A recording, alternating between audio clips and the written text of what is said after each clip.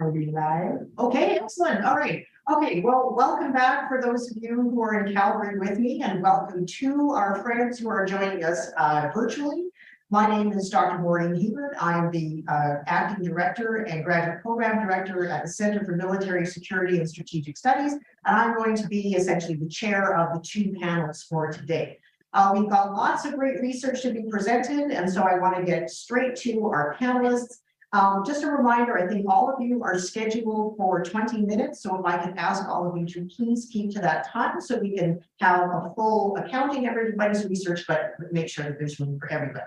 What I'm going to do, because our owl friend here is a little bit persnickety, I think I'm going to just introduce all of our panelists on panel one. I'll have them present in their turn. We'll have a Q&A after that, and then we'll have a short break, and then on to panel two. So our first presenter for panel one is Mohammed Sadman Saki. Mohammed is currently a graduate student in natural resource management at the University of Manitoba, my undergraduate alma mater, and a research assistant at the Conflict and Resilience Research Institute, Canada. He is the holder of the University of Manitoba Graduate Scholarship and the International Graduate Student Entrance Scholarship for Fall 2022. He was awarded the Chancellor of Merit Scholarship by the Bangladesh University of Professionals. He also received the EU Peace Scholarship from 2018 to 2020 for his academic excellence. Mohammed was born and raised in Dhaka, Bangladesh. He has completed his bachelor's from Bangladesh University of Professionals in Disaster and Human Security Management and the Faculty of Arts and Social Sciences in 2022. Our second presenter, I'm sorry, and I forgot to say that Mohammed's paper is Effective Disaster Management and Multi-Stakeholder Role, a Case of Bangladesh. Our second presenter, I just have to get this on the screen here, is Havel Ahmad from Royal Roads University. His paper is entitled Next Wave of Jihadists or De-Radicalized Citizens, a Controlled Narrative from a Human Security and Social Identity Perspective. Havel is an associate faculty and researcher with Royal Roads University, teaching in the MA Human Security and Peacebuilding, MA Justice Studies, and MA Global Leadership Studies program. So that's a lot of different, really interesting stuff. His research focuses on violent extremism, radicalization, de-radicalization, political violence, and geopolitical dynamics, particularly in the Middle East and North Africa region and Kurdish affairs. Ahmad's most recent work includes leading a research team on behalf of the International Center for Counterterrorism for the European Commission to identify gaps in training needs for EU professionals working with European ISIS-affiliated children and youth returnees to the European Union. Our third presenter is Ash Grover from Brock University. Her paper is entitled Trauma, Culture, and Militarism, Multidimensional Healing in the Canadian Armed Forces. Ash is a PhD candidate in educational studies at Brock University, where her research focuses on the intersection of trauma-informed and culturally sustaining pedagogies in the university context. Ash is also a curriculum development specialist in the Department of Learning Services at Brock, and her goal is to enhance the learning experience of all students through addressing the barriers that equity-seeking communities often face when accessing post-secondary education. Her interest in transforming military culture is inspired by her ongoing research with Dr. Nancy Tabor in the areas of public pedagogy, militarism, and intersectional feminist praxis. And our fourth presenter for this panel is Isabelle Bichet, whose last name I hope I'm pronouncing correctly. She is with the Director General Military Personnel Research and Analysis.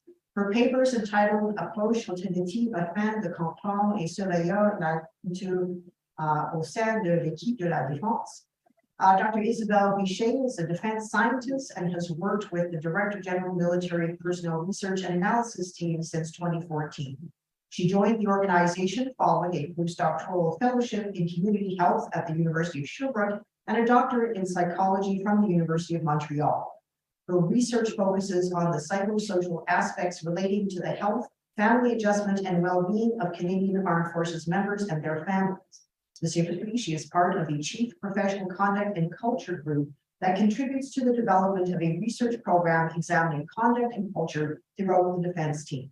She also leads a working group that studies the lived experiences of members of the defense team and an international NATO activity focused on innovative approaches to understanding military culture. So without further ado, we will turn to our first speaker, Mohammed. Hi, everyone. Good afternoon. Am I audible? Yes. Okay. So, today my presentation topic is the effective disaster management and multi-stakeholder role, a case study of Bangladesh. So let's move on to the next slide. I think this has come, so let's move on to the next one. Can we just, yeah. So the thing is that disaster is basically a very complex situation. When it arises, it could arise due to human induced hazards, or it could be natural induced hazards. But the thing is that it also depends upon when a community or a country actually has it has actually the capacity of coping from that particular situation and getting to the normal situation. When it gets hard, we term it as disaster. And disaster is particularly socially constructed as well. So now, why we are talking about Bangladesh, we are going to talk about some background as well. Next slide.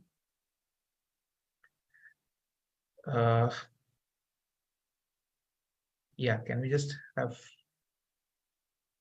Yeah, so basically Bangladesh is a country in Southeast Asia. So it's a very small country. It's beside India and Myanmar. So the land area is very small. It's like 147,570 square kilometers. Can you just click on it? Will appear. Yeah, so the land area is very small. Can you just click it again? Yeah. So the population is quite high actually in such a small land mass. The population is about, can you just please?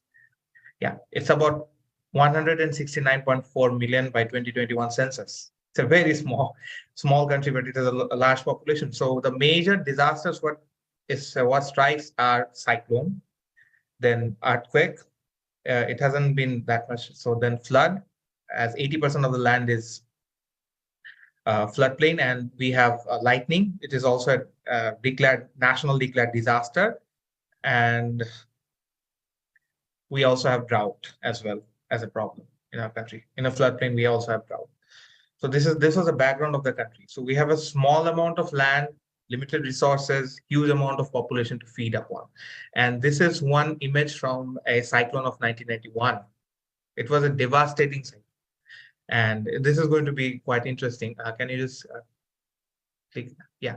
So this is for this cyclone, near about 138,816 people died at that cyclone. It was a huge number. The cash was like, the loss was estimated 1.7 billion. United States and other countries operated this military and civil relief effort, which was carried out. And fast forward to 2007, in Cyclone Cedar, the fatality rate was near about 3 to 15,000 in total, and the loss was only 2.31 billion. So the human loss, or the human life loss, was pretty much less either, but both of the cyclones were category 4 cyclones. They had the same intensity, but Bangladesh was successfully able to manage successfully without any external assistance. So this was a very good case study where Bangladesh actually, from having high amount of debt, having low amount of debt, and becoming self-reliant on their resources. So this was a case study, and how Bangladesh did that, and what was the challenges and how they overcame. We would talk about it now. So first, Bangladesh, what did is they addressed what is the problem is actually arising. So the problem was basically nothing. The problem was the land was small and the population was huge and the resources were limited. So what Bangladesh did, the next slide,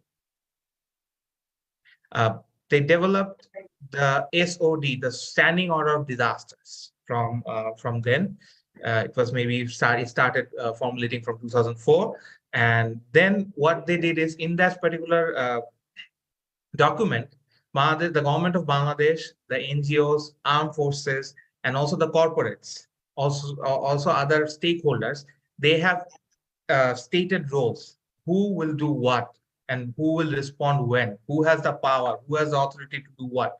It was mentioned in that standing on a disaster. And every year they have a revision, and every year they change. After any disaster or anything, they would have a revision and they would change the role. Every year they do it. But how do they do it? That's where the thing actually goes upon, because in a small amount of resources, you cannot allocate any mistake every time, and you cannot change it quite frequently whenever you want. So that's the challenge. How to do that? And Bangladesh is a developing nation. It's hard to afford all these mistakes, and there is no space of doing uh, what we call it, that trial and errors. So how to address all these things? So it started addressing with okay, can we go on the next slide? I think I have spoken about this one as well. Yeah, the limited amount of resources, the limited amount of money, and also the climate change is being a very huge problem. And Bangladesh has ranked one of the highest climate vulnerable countries as well. Can I have the next slide? Yeah, so then they started doing such kind of activities. They started design and development of the plan, conducting the plan, how it would go on, evaluate and improve the plan about the standing out of disaster. They actually started doing this kind of activities, which actually is still going on and which will be going on in the future as well. Next slide. So how do they do that? So all the stakeholders come into a table. They it's like a puzzle. They actually take those pieces and they try to communicate with each other, and they try to uh, connect with each other. So, but how? But there is, as I have mentioned, there is no space of doing trial and error. So, how we can do that? So, there where the exercise or the case studies come actually in. So, can I have the next slide? So, there where the Bangladesh government has introduced this thing, the disaster response exercise and exchange, which is a program done by the government of Bangladesh, the Bangladesh Armed Forces, and also the US Pacific. And in that particular exercise in 2021, almost armed forces of 20 plus countries participated. It's an exercise. It's a 4 or 5 day exercise. I was fortunate enough to join one of these exercises. Government organization from 20 countries also visited, and international and local NGOs and universities also joined that exercise. That exercise was on particularly on earthquake, but there are other exercises which goes on in the governmental level as well. But this exercise is open for all, and anyone from Canada or anywhere in the world can actually register and join that exercise as well. Can I have the next slide? So how this exercise goes on? What is the procedure of this exercise? Next slide. So in the exercise, there are two particular things which are based on. This is an AI-based exercise, also a human-based exercise. This is a hybrid exercise, basically. So in the human part, what we have is the humans create a scenario. Suppose we have Richter scale 10 or 8 earthquake in a particular city of Bangladesh. What would happen? And then there are going to be people who are going to sit there and talk about we should do this, we should do that. There are many teams divided, and also the international teams. Everyone will be there. They would talk about the input and the plans, the tabletop exercises, and then that thing is going to get on the input in the AI, and afterwards they would execute the exercise practically at a small scale, like one building or something. I think you should click it. The AI part will come. Yeah, so we have this AI part. So in the AI part, we have this the existing data and the simulation of the real world. And then they will actually assess the plan throughout the simulation. Like when the people or the human beings are actually setting up a plan, according setting up to the scenario, AI is going to create a scenario like the real world, and they would say that, okay, your plan has this problem. If you execute this plan, this might happen or that might happen. This kind of thing will come out, and then that feedback is given, and from that feedback, that exercise or the small scale exercise is being conducted. The next slide. So what happens in that exercise and how it's executed? So in day one, all the stakeholders from home and abroad, they would come and they would speak about their plans, or what kind of emergency management plans they have, and what type of uh, procedures or government orders they have. And this is the first day, just for introduction and plans and procedures. In day two, which is known as the exercise part, the human exercise part, where they are going to be working on a particular scenario. They are going to talk about plans, like uh, one group is going to work on the dead body management, one group is going to be on the rescue, one group is going to be on the medical team. These kind of teams will make plans and they will present it.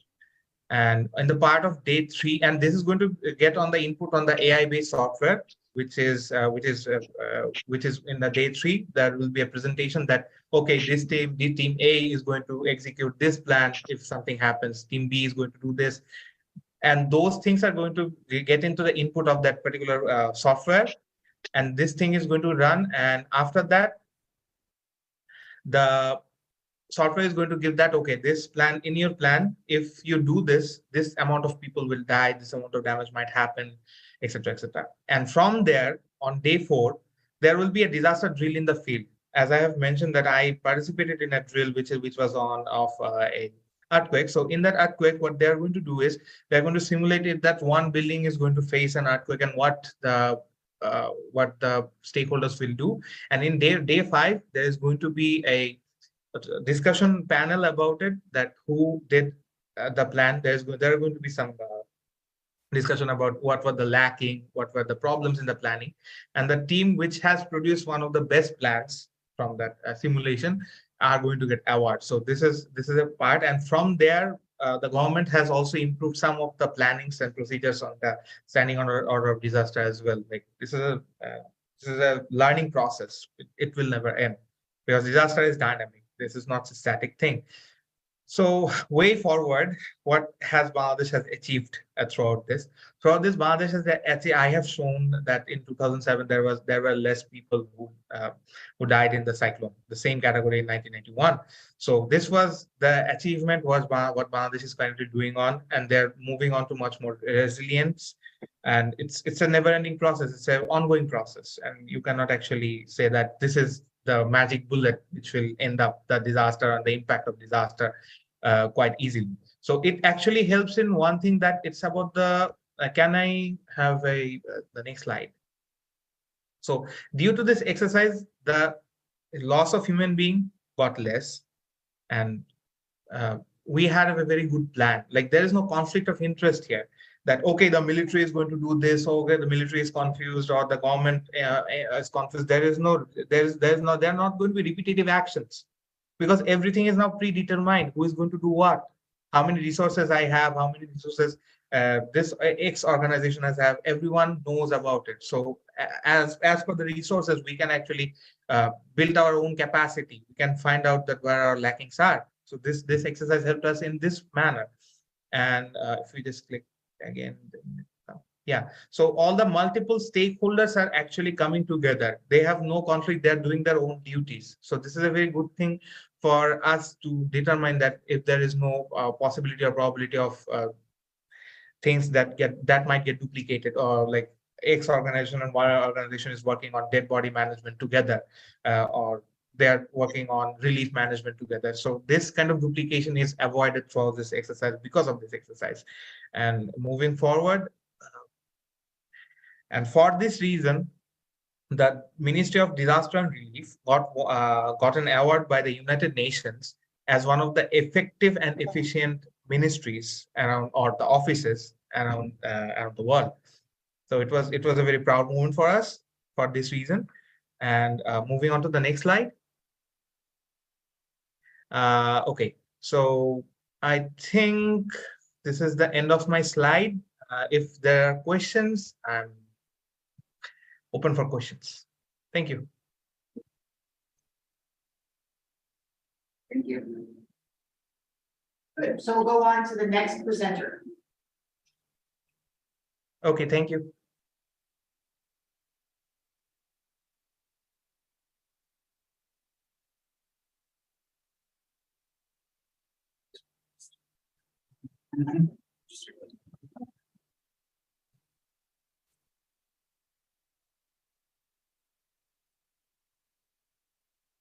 Blue slides here instead of just looking back and forth. Yeah.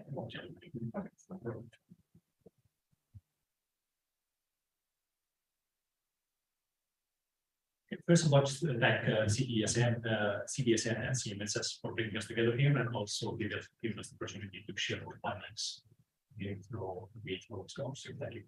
The research here started back in 2018, where ISIS was still in power and had established so-called caliphate. The primary focus of the research was to look into what drives children and youth to join radical extremes such as ISIS. In 2019, after the defeat of the so-called caliphate, the focus was the research changed the focus to how do we de-radicalize the children, especially after the physical defeat of ISIS, where over 75,000 ISIS-affiliated women and children are left behind. Most of those children and women were in detention centers in a place called El Hol camp in northern Syria. Those women and children were either captured or surrendered to the Kurdish authorities in northern Syria or captured by the coalition forces. The camp at its peak reached 77,000 people. Over 46,000 of those were children under the age of 18. Now, most of those children, close to 90% of those children were from foreign nationals. Foreign nationals, by that we mean they were not Syrians, even though they were in Kurdish territories, still built in Syria. However, they were all foreign nationals. The biggest portion of them were Iraqis, but we're also having foreign nationals, including Canadians as well. The largest portion of non-Iraqi in Syria, of course, come from the parts of Europe and Southeast Asia in particular. Slides.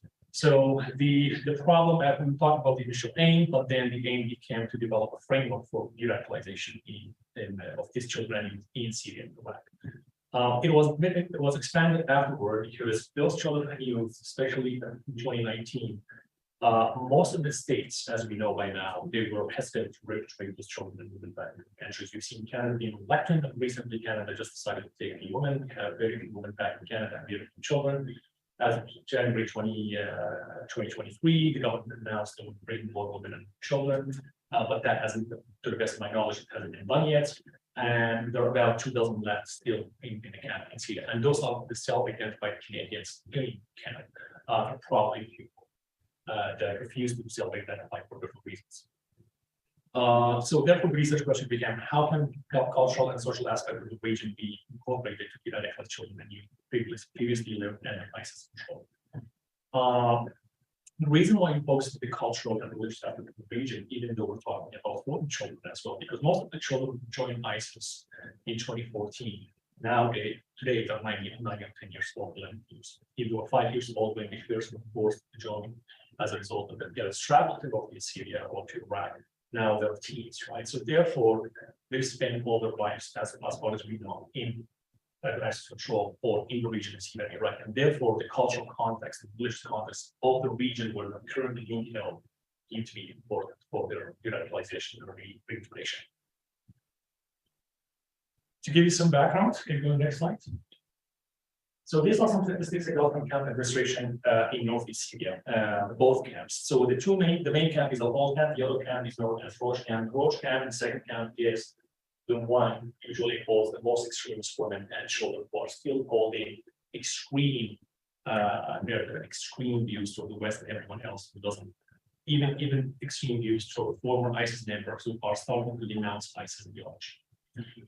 Those are the ones who basically were transferred from Al Hol camp to Rosh camp after we start setting fires in the tents of those women and children who decided to avoid ISIS ideology. So we have a smaller population there, but if you pay close attention to the number of children, because we have a breakdown of age, over 45,000 of those are children under age 18.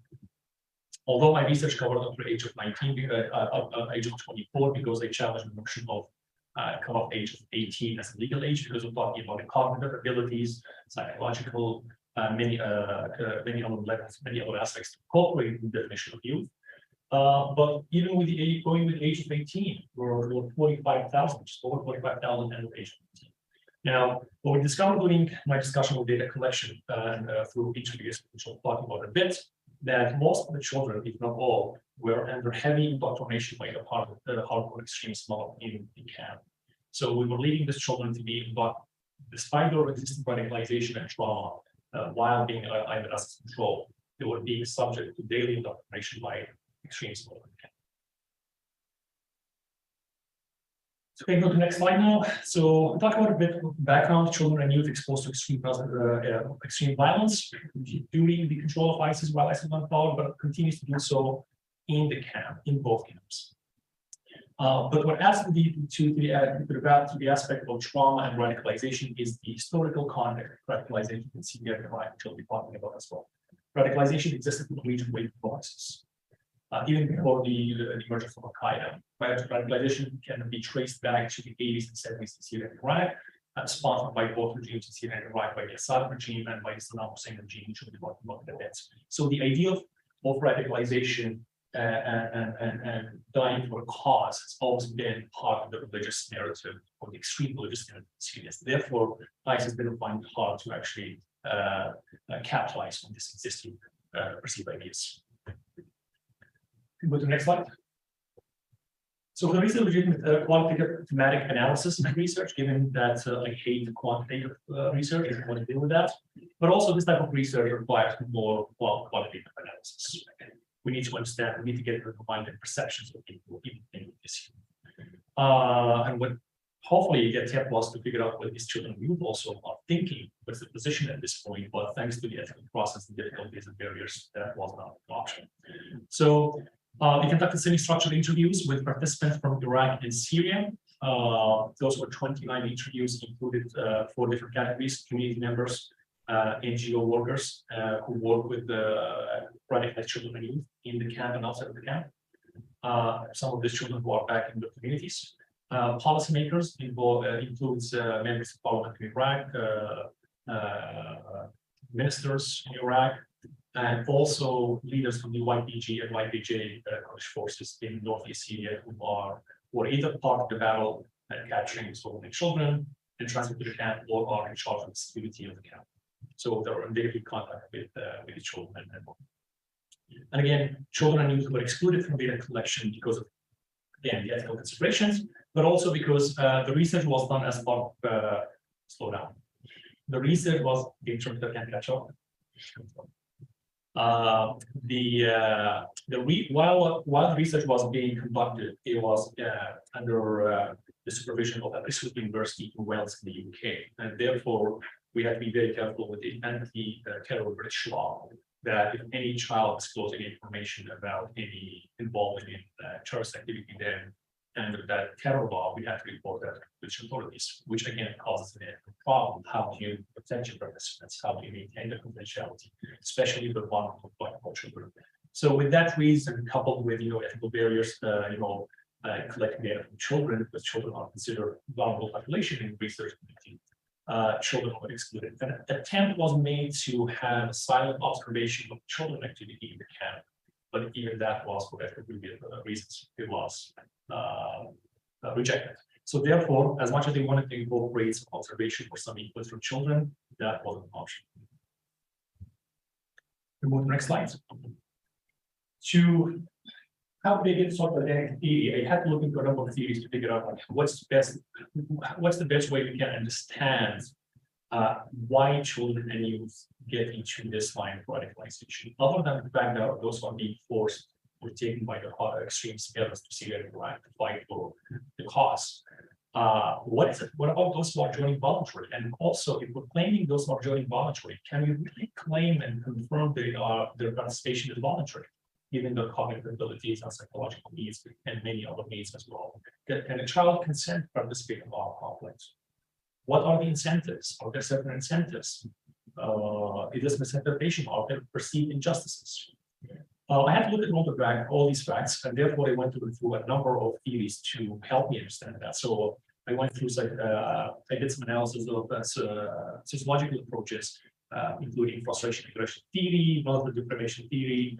I went through psychodynamic approach theories, individual psychology theory, cognitive theories, personality, and Kelly's constructive theory as well. Every theory of this did provide some explanation, but not to the extent that really explains radicalization in a broad sense.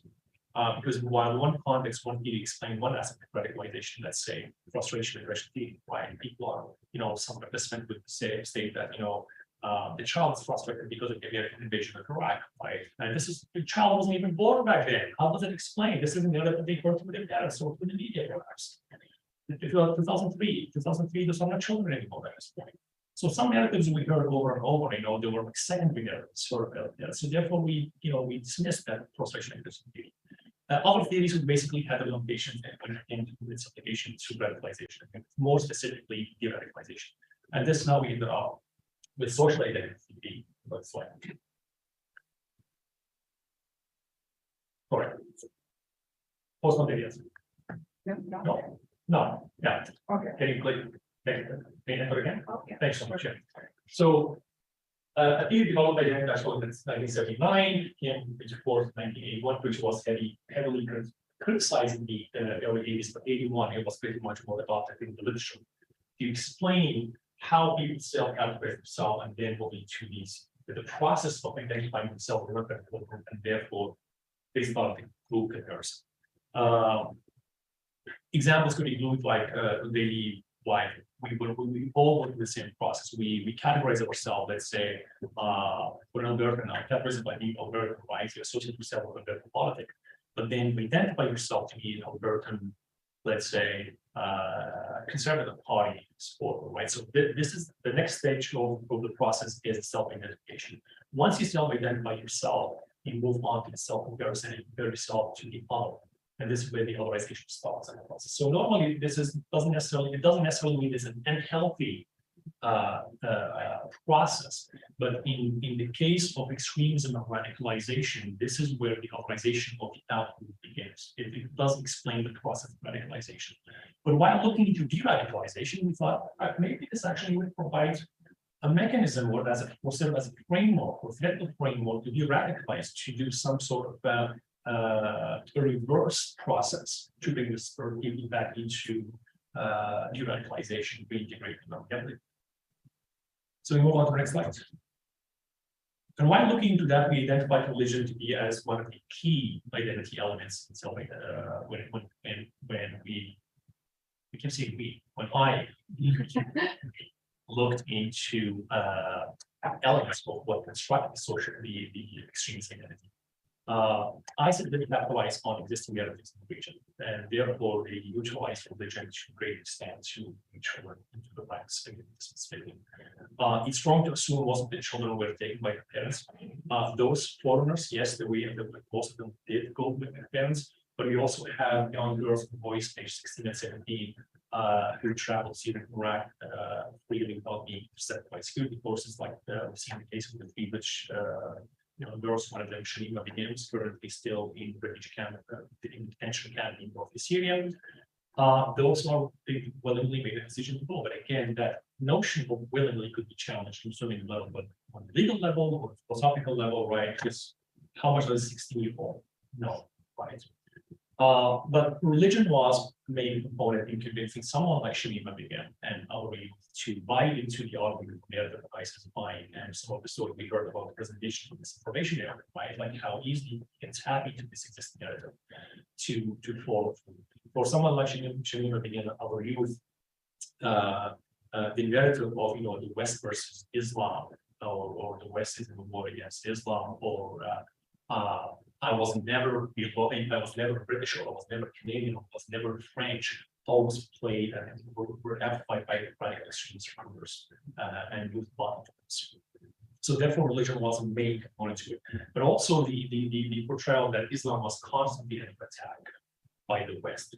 That was another key element that ISIS utilized in their recruiting process.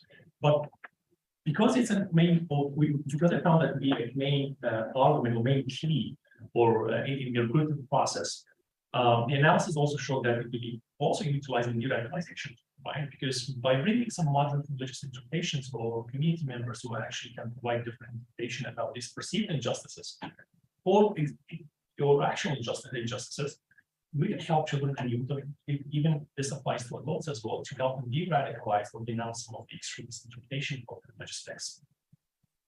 Examples could include what's happening here in Calgary, the Redirect program, which is being led by the Calgary Police Department in collaboration with community services.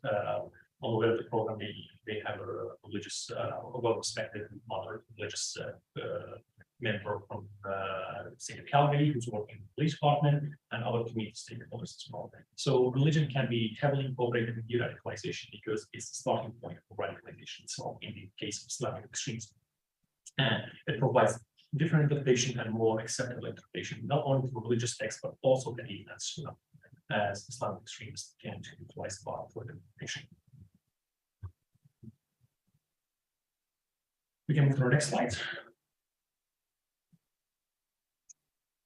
Did anyone keep track of that? 5 minutes left. Okay, so let's get this. I'm trying to be mindful of time. Okay. I've been talking for 15 minutes. All right.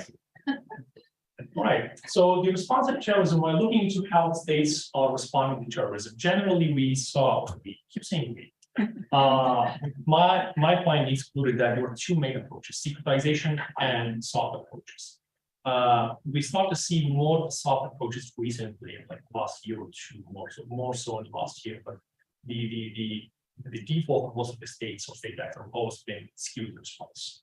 And what we've seen nowadays, right, the reluctance in perpetrating the children and moving back into their home countries is an example of why security response is mentioned, because if these children and youth come back into their countries, that poses a security threat to these member states for their national security. And these are all very legitimate concerns, right? The case of Aaron Driver, a youth in Canada, radicalized youth a few years ago, probably 2016 and 17 in Toronto, who was a peace bond who detonated a bomb in a backpack taxi when he was on his way to downtown Toronto. Yes, he was a minor. Again, he should have his chance for justice, but again, there was credible evidence that he was about to commit an act of terrorism. So all these security concerns are very valid, but at the same time, I would consider these security concerns. Is there something else we can do to de-radicalize? In the case of the women who have been repatriated to Canada so far, none of them has been charged with a criminal offense, and they cannot even enter peace bond. And the reason for that is lack of evidence. So because investigators cannot travel to Syria or Iraq, like evidence, and I'm assuming the costly process as well, to monitor this individual. I'm sure they're being monitored 24/7, but again, with lack of evidence, it's a security risk to bring those individuals back. But in the context of children and youth, it's a whole different scenario. With women, fine, we keep them there or establish some sort of mechanism to try them there. But with children and youth, by not doing something else besides security measures, we are actually contributing to the promotion of the narrative that Islamic extremists moves about promoting that is us versus them, or we were never friends, we were never again.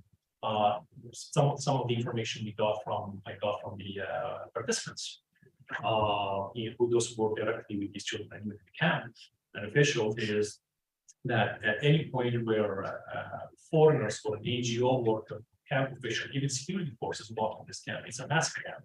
They get attacked by children under the directions of their mothers and women generally.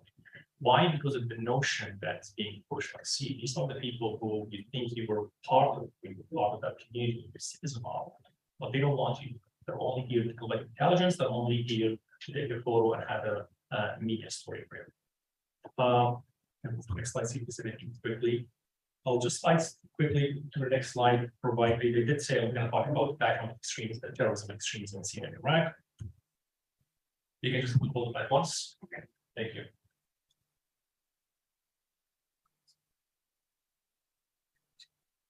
That's fine.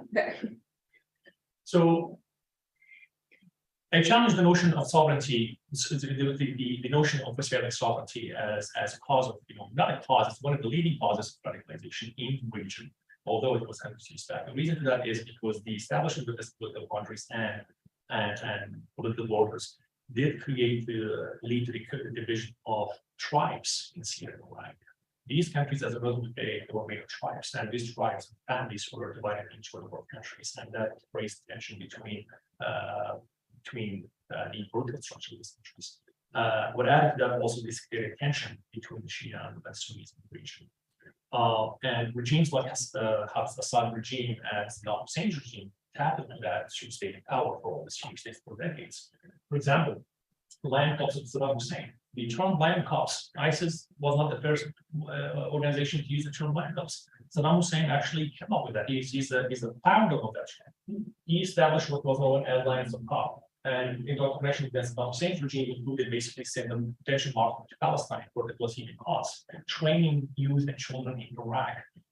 Schools starting from grade 1, and included military uniforms. Like in Syria, was the same practice. In Syria, under the Assad regime, the Assad father, not the current one, but even the same one, the son as well. The term was used as Shah al-Assad, which also translated the cops of the land.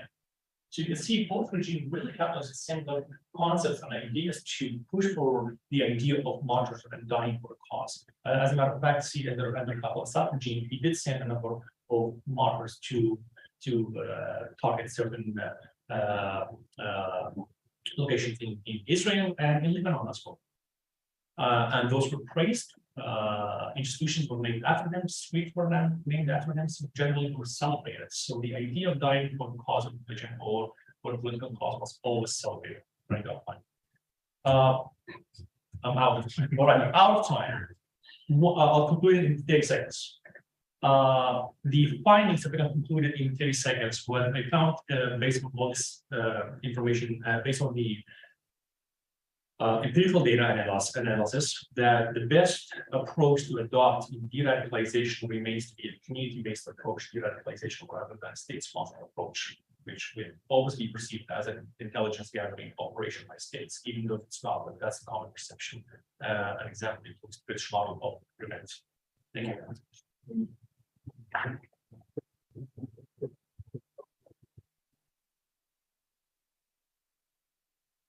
Okay, Ash, it's our next presenter.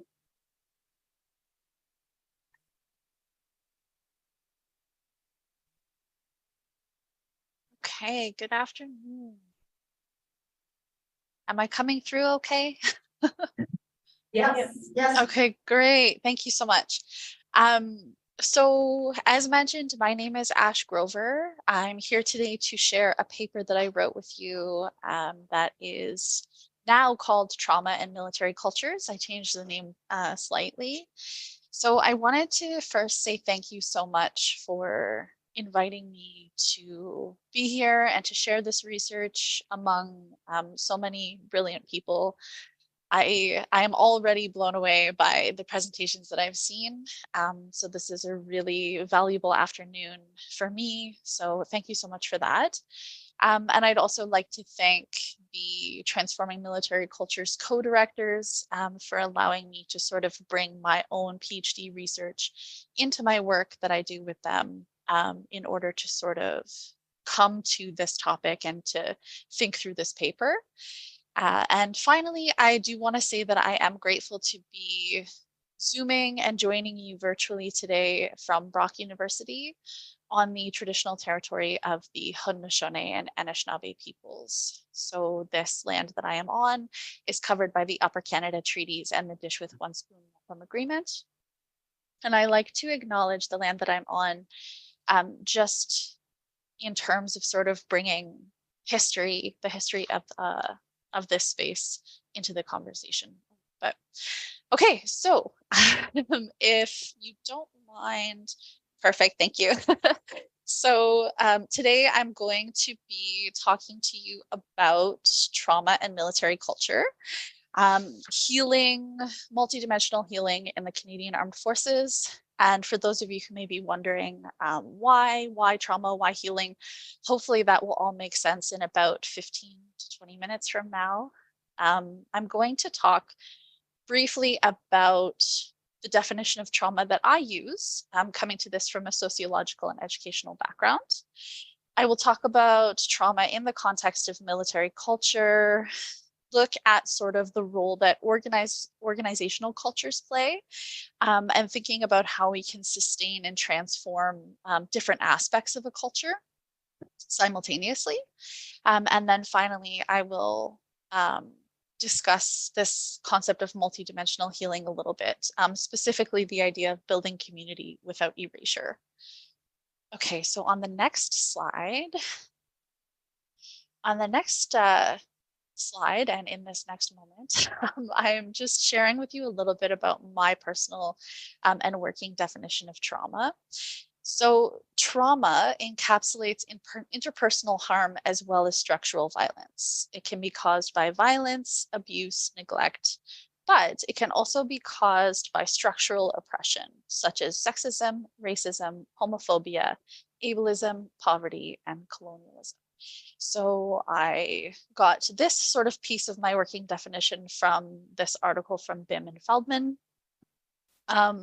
as well as sort of looking at how persistent systems of harm or domination, either sort of as a perpetrator or as a victim, can often trigger a set of symptoms which have come to be labeled post-traumatic or complex post-traumatic stress disorder. So that's PTSD and CPTSD.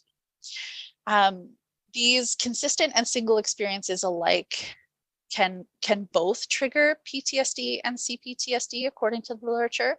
And the common element between them is usually an inability to process and therefore a desire to disassociate, freeze, numb, or to flee from often challenging emotions. So I come to this from a trauma lens because I think it's an important consideration due to trauma's pervasiveness in military institutions.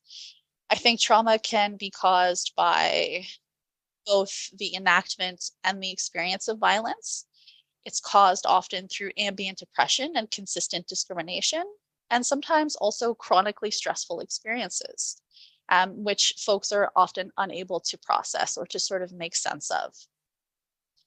I think this is particularly a very useful way into conversations around transforming military culture or cultural evolution in the Canadian Armed Forces specifically, because questions often come back to the idea of getting buy-in from the Canadian Armed Forces, from membership within, as well as from leadership.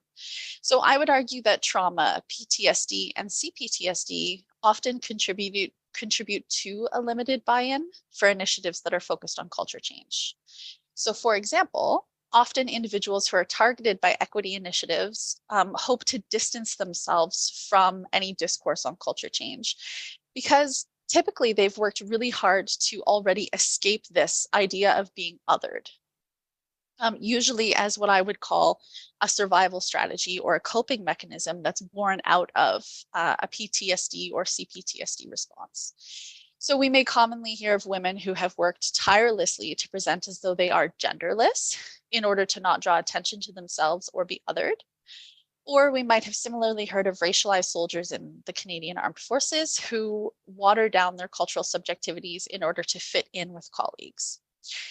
Both of these experiences and the emotions which accompany them can create intense barriers for folks who are wanting to be centered in advocacy. And while PTSD doesn't necessarily ring true for all communities and individuals who have not necessarily escaped the ongoing sort of persistence of harm. So often people are not sort of they're not past it. It is an effective label for the types of psychological, physiological, and emotional responses that accompany chronic oppressive conditions. So often for folks who are living with CPTSD or PTSD, change and transformation can be quite frightening, and it can conjure emotions related to a loss of control. And for these reasons, trauma-informed practice is quite valuable in the context of military culture change. Perfect timing with the slide change. So this is why I bring in sort of a lens of trauma-informed practice or pedagogy. So based on contemporary definitions of trauma, emerging literature on trauma-informed practice includes these three principles. So one would be an acknowledgement that trauma is vast and often connected to larger social structures. So it's less looking at, this relates to the second principle as well, it's less looking at the individual and more looking at the system. So it addresses trauma as a systemic issue rather than individual. And the third principle is that it promotes healing through an overall systems change and through community accountability. So when I apply this concept of trauma-informed pedagogy to the idea of military culture change, when I was making this application, I saw a connection to a concept from the social sciences called a double consciousness. So if you can move to the next slide. So beginning with W.E. Du Bois and then expanded on by Frantz Fanon, double consciousness interrogates the ways that oppressed groups often come to view themselves through the eyes of an oppressive and dominating culture. So if we were to apply the concept of apply double consciousness to looking at military culture, we might see how the processes of othering that are inherent to a system that asks for universality, uniformity, and warrior ideals would lead to the development of a double consciousness in military members who are asked to subjugate aspects of their identity or subjectivity in order to be a successful member of the CAF. The Canadian Armed Forces is CAF, just for those who are coming from a more international context. So trauma-informed practice acknowledges that the conditions of historical, ideological, cultural, and institutional superiority result in a double consciousness or a sense of inferiority in dominated or marginalized groups. This requires an understanding of this idea that Fanon brought forward, that the colonizer creates the other in their own image. So Fanon said, "Let us have the courage to say it. It is the racist who creates the inferiorized." So he's specifically talking about race in this situation, whereas I'm using double consciousness more broadly, looking at this phenomena of othering across many sort of points of difference. So for culture change to avoid further othering those communities who have been historically harmed or excluded, I say that it must seek to interrogate the systems that produce others. If we acknowledge how the process of othering is a microcosm of larger social structures, we can hopefully work to address the trauma that's caused by double consciousness as a systemic issue that requires accountability and effort on part of the entire organization. So there's a quote here that reads, "Trauma-informed teaching has an embedded social justice perspective that seeks to dissemble oppressive systems." So this means that it is a systems-wide organizational issue that we're looking at when we're talking about culture change. Excuse me. So if you could move to the next slide. Thank you. So it was in discussing sort of organizational cultures, it was Shine who argued that there are three main aspects of a culture that should be examined. And those would be artifacts, beliefs and values, and then underlying basic assumptions. So of those three aspects, Wong and Jarris have argued the following, and I'll just read this quote to you that is also on the screen. "While artifacts are the observable clues of a culture, an organization's values reveal more of the motivations and rationale of the organizational culture. Of course, an organization's stated values may not match its demonstrated values. In order to determine the values and beliefs that an organization actually puts into use, as opposed to merely espousing, it is necessary to look deeper into the next level of cultural analysis. Beneath an organization's beliefs and values is the third level of an organizational culture, the underlying basic assumptions. This underlying consensus of unseen and usually unconscious assumptions affects the perceptions, thought processes, and behaviors of an organization." So I appreciate this description of organizational culture because I think that it highlights how culture change requires critical examination of those underlying basic assumptions. And those have overt as well as subtle consequences. So they can be quite difficult sometimes to pinpoint. So for example, an underlying assumption of current culture within the Canadian Armed Forces is that increased diversity of membership will lead to incremental culture change. So bring in more people who are different and the culture will change. But as Al Okros and others have argued, the labels that we give to denote difference often serve no one but the dominant group. So again, this relates back to Fanon's concept of double consciousness. Okros states, "A key question arising from the new CAF diversity strategy is how diversity will be constructed and how the experiences of those in underrepresented groups will be understood." So how are differing lived experiences actually valued in CAF practice? What role do the underlying basic assumptions of the Canadian Armed Forces play in how difference actually gets attended to in practice? If a key belief driving the Canadian Armed Forces is that uniformity will enhance operational effectiveness, what happens to folks on a socio-emotional level when they are brought into the fold and positioned as being different? They are often instinctively viewed as a threat to operational effectiveness, especially if they refuse to give up what makes them different in order to be one of the many. And thus, they may become understood as a threat to the safety, belonging, and dignity of others who have developed a double consciousness in order to serve a greater purpose.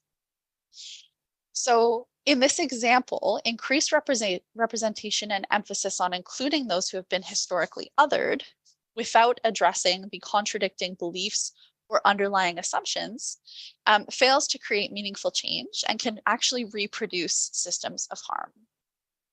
Okay, so the next slide, please.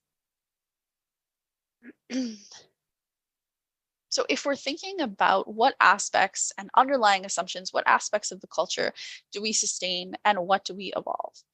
When we're examining the underlying assumptions, the beliefs and values and the artifacts of military culture, we might begin to work with membership in order to identify what they think needs sustaining and what they identify as needing to evolve or transform. The culture in the Canadian Armed Forces effectively demonstrates the strength of a community when people feel as though they belong and are affirmed. That is certainly a strength. So to an extent, the CAF achieves this in their principle of equity by design and through ideals such as community first, putting the community before self. In terms of recognizing our socio-emotional well-being, this sense of interconnectedness is incredibly valuable. However, when an institution asks for universality from its members, it's important to consider the boundaries of that uniformity or universality. So what is being lost when boundaries don't exist? Further, if there is a culture of complacency within the Canadian Armed Forces around such things as sexism, racism, homophobia, and other forms of oppression, when the CAF is asking for uniformity from their members, they are inherently reproducing that complacency. It's important to ask ourselves what is being lost when we ask for universality and to follow cues from the membership when it comes to deciding which elements of an organizational culture are working and what needs to be changed. Building a sense of community and responsibility to one another is incredibly valuable, and this has to go beyond operational effectiveness and into the realm of what I call mutual holistic well-being. So it's a delicate balance between that operational effectiveness and the well-being of both the individual and the community, as well as an overall awareness of how any organization acts as a microcosm of society, so therefore reproduces inequitable power dynamics that need to be addressed. So when we're talking about this idea of mutual well-being, I think when you're working to sort of address inequitable power dynamics, to care for the individual and to care for the community in tandem, there can often be conflict. But I argue that conflict can be generative. Sometimes conflict can serve a purpose. And when it most sort of moves into being, thank you for the time warning, when it moves into being generative is when people feel a sense of belonging and a sense of community. So they're able to work through conflict, when they feel a sense of deep respect and empathy. Okay, so the next slide, please. And this is my last slide. So moving forward with the idea of emphasizing emotional intelligence and well-being, the following question emerges for me when thinking about culture change in the Canadian Armed Forces. What would it look like to foster a culture that witnesses and affirms the painful experiences of its members as well as civilians? If we think back to the aspects of an organizational culture, so artifacts, beliefs and values, and underlying assumptions, we can see how one of the underlying assumptions of the CAF is that being in the military requires emotional fortitude on part of individual members, rather than a reliance on collective fortitude and community belonging. So it's sort of like put on the individual to be emotionally flexible. It actually is within the values that are in the updated call for universality of service that discuss concepts such as emotional flexibility and a fighting spirit. But what if we were thinking more about emotional intelligence and resilience that comes out of a sense of community? So I actually argue that in order for members of the CAF to feel a sense of belonging, they need to be supported in developing community that's founded in mutuality and trust. And I totally lied. This isn't my last slide. I just have one more. If you can move to the next one. I'm sorry about that. So the main sort of goal in building that community is to meet these three principles. So I'll quickly read through them and then I'll be done. So ultimately, trauma-informed pedagogy can inform military culture change, guided by these three principles that you see on the screen. So one would be fostering a sense of safety, belonging, and dignity for military members at all levels and ranks. A focus on holistic well-being, following the lead of those who have been historically harmed. And three, a framework of feminist anti-oppression for enacting military culture change. I believe that beginning with these three steps is a path forward in the goal of building community without erasure in the Canadian Armed Forces. Thank you so much.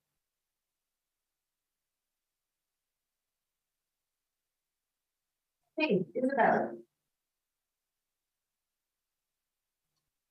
Bonjour tout le monde. Merci pour l'opportunité de présenter. Good morning, everyone. I am the team leader for the approaches of the National Defense System.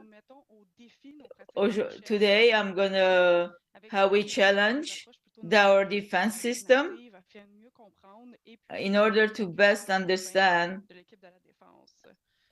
Alors, we would like to underline the state that I am today. I'm in the national capital. It's part of the Algonquins and Anishinaabe, who has always been served as God among the nations. Le prochain. Next one.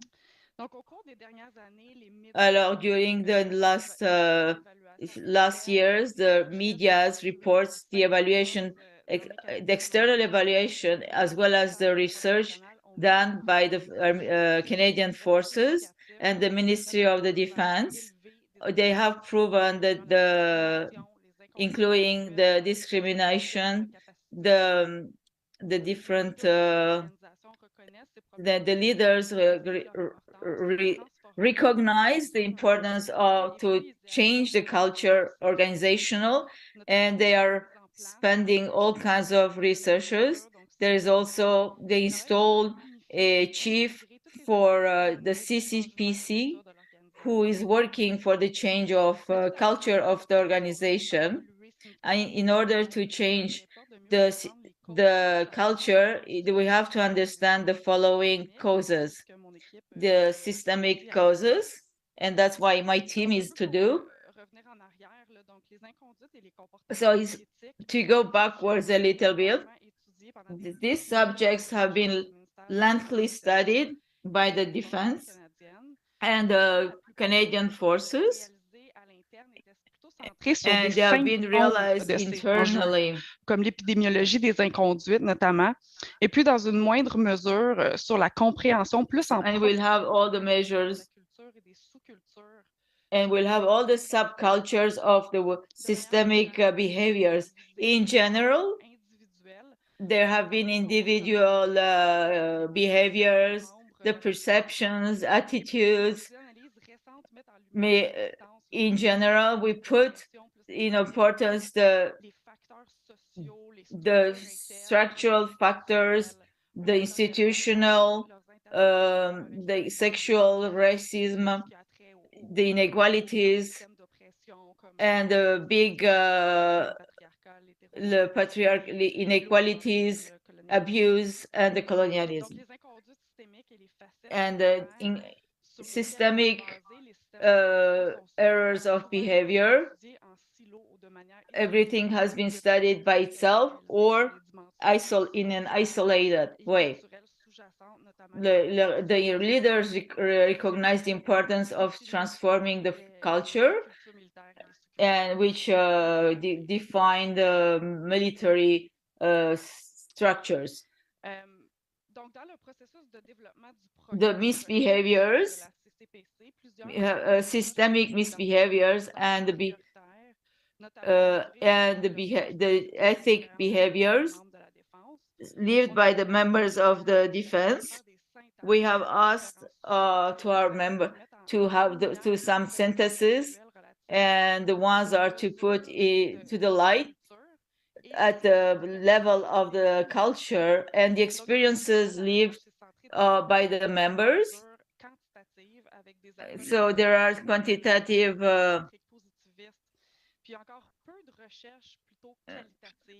there's yes, il y a aussi very little research done.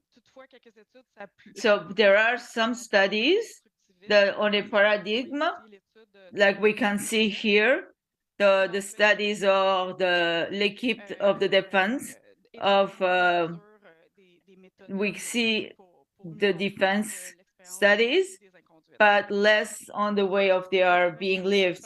So the way they are being lived, or the incidents systemic, which affect the women less than the capacities of the general public, sorry, members. So we do the big we have, in order to understand and supervise, we have to understand the subcultures, the mechanism. We have to understand what's being done underline. We have to put the socio-cultural leading to the systemic misbehaviors.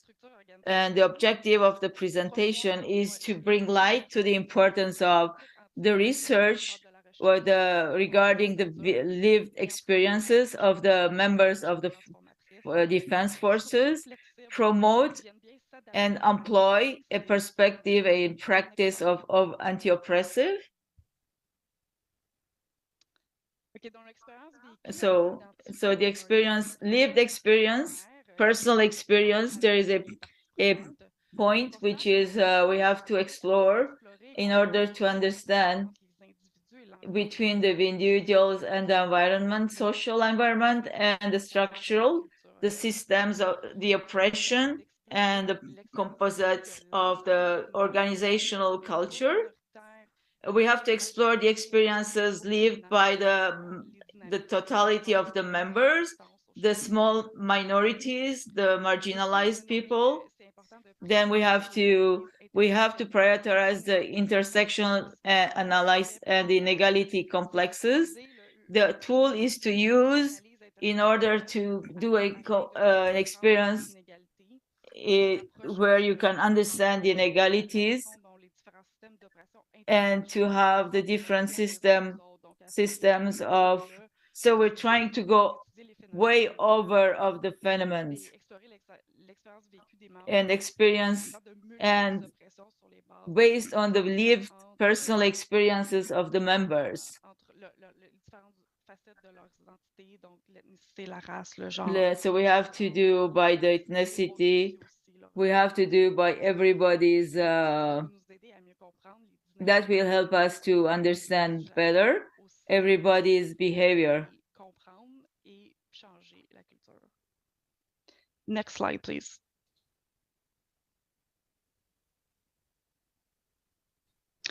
Donc, explorer l'expérience vécue des membres de la défense peut nous So aider in order to explain the experience lived by the members, l'expérience vécue propose là, une manière. Alors, here are the experiences, the structural, the holistic way, which the way they are interrelated to the environment. So we use the socio-ecological structure model. There is a complex way. There's interpersonal, There is the systemic. There is also the social, the way it is interconnected and experienced by the political aspects. So the first level would be, we can see it's more the individual action, where you can have the personal experiences, the exclusive experiences, the intersectional approaches. You can have the gender, the capacities, the sexuality. So there are individual, I'm suggesting some different dimensions. I'm just suggesting some, but there's a lot more. The second dimension is the one interpersonal, the groups, the interaction between your colleagues, the supervisors.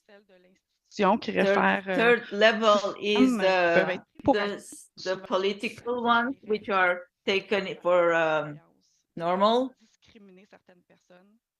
La dernière couche, on parle ici des systèmes unifiés hégémoniques d'oppression, discriminatoire. And the last one is the discriminatory one. Qui font partie du contexte social et historique de l'organisation. Next slide, please. OK, donc cette diapo présente des thèmes de recherche importants en lien avec l'expérience vécue qui ont été identifiés par... This slide shows how to understand. You can see it in more detail. Des gens qui sont impliqués dans les programmes, dans les politiques, dans les stratégies au sein de l'organisation. Donc, alors, the important theme is for research is are the systemic limits and which shows the experiences of the different people, the racial systems, the women, different cultures, and the groups that we don't know still, the systemic ways of acting. The second theme is the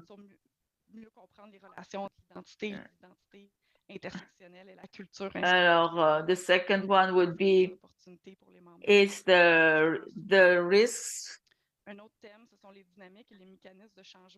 Another theme is the mechanism and the changes. It's going to be the differences we have for the resistance to change and how that affects the general one. Vraiment mettre au défi la manière dont on a fait la recherche dans le passé sur la conduite et la culture. Like where is the different ones for the cultures? There are more approaches that are more innovative in order to make sure that we're able to consult. So in order to be respectful, in order to include the defense members to the discussions connected to the research. Prochain diapo. En ce qui concerne les approches de recherche et les principes. Concerning the approaches of the perspective of anti-oppressive, it's from Dominelli. We under here that the development of the conscious critic and the critic conscience and the changes, structural changes or social of the individual, that's gonna direct to the respects of the power relations, the defense of the rights and liberties and the social justice, the constant auto-reflection critics, and the different social theories is the different approaches, intersectional, decolonial, the theory of the races, the feminist, the anti-racist, and different queer of color critics. We are building the different research programs, structural sources, and the oppression of oriented the frame of analysis of the studies, addressing the hegemonic systems. it's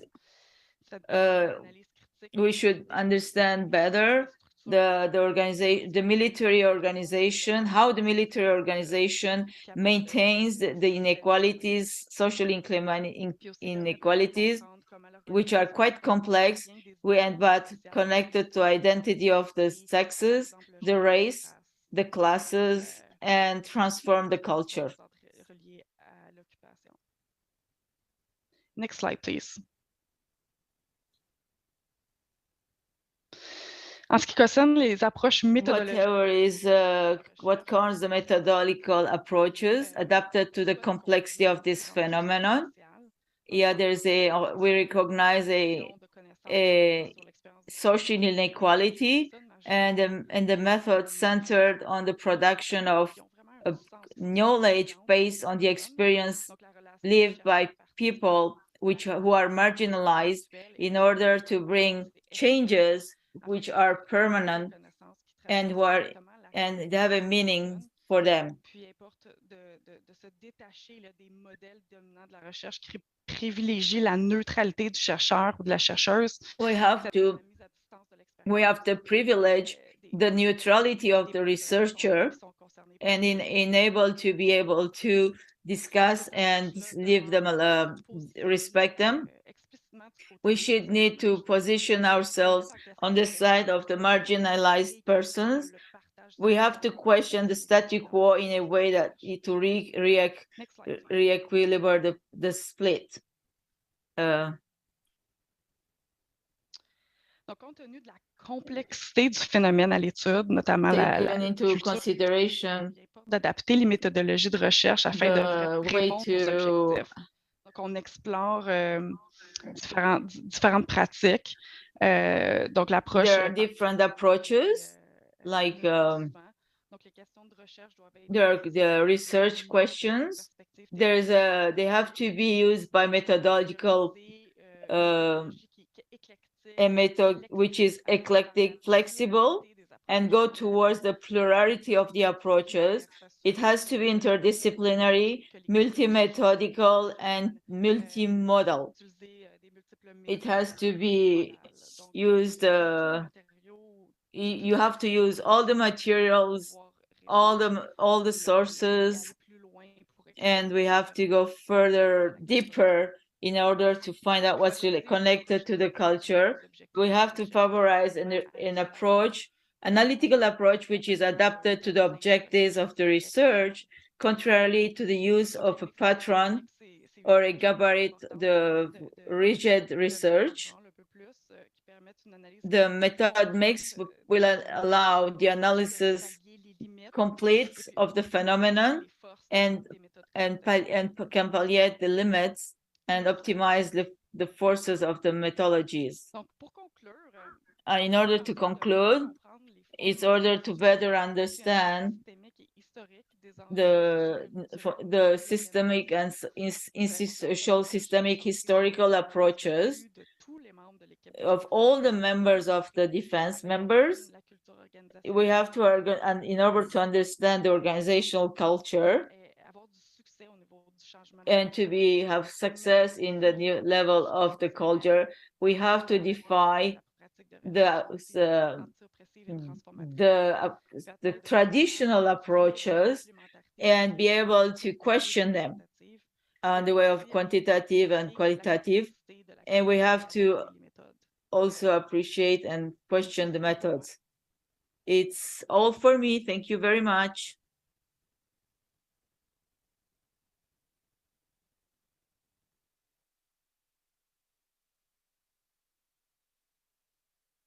Okay, so this brings us to our question and answer period for our first panel. I guess, Melissa, maybe you would monitor the chat, I suppose, for those questions. Yeah. So maybe we'll start with those of us who are in the room here. Any questions for any of our panelists? Leona. Yeah, just for Isabel and Ash, thank you so much for those presentations and doing research on those really important topics for the CAT. I'm wondering at your level, after doing such extensive research and adding to the discourse on this topic, when you present the findings to the GoFos or people you're working with at CPCC, are you being met with open arms to operationalize some of this? And what kind of exciting initiatives can we expect at the tactical level based on everything you guys have researched?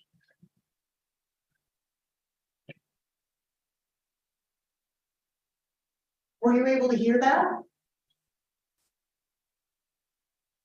Oh, Yes, so it's the response, the organization's response to the research or these concepts. So from my experience, depending on the content or the wording of these concepts, sometimes there is resistance to the concepts that are important to understand culture. But overall, there is a strong motivation to be successful in related to cultural evolution, and they are integrating more and more of our work.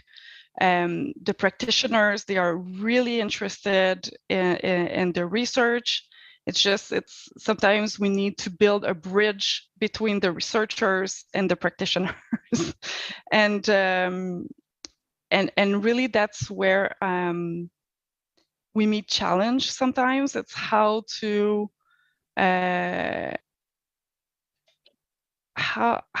translate this information in a way that it will be received and it's to provide recommendations that are actionable, right? Like that the leadership, they know what to do with their recommendations. So I'm not sure this is answering your question, but overall, there is strong interest in the research. They really want to be evidence-based. So I'm working on with the group that is in charge of the cultural evolution framework for the organization, and we're doing our best to provide recommendations that will be well received by the leaders and the organization. But so yeah, sometimes some of the concepts perhaps are hard to grasp, or there's perhaps it's a little bit conflicting. Like it's challenging for some members to play with these new ideas. Yeah, that's my take on it.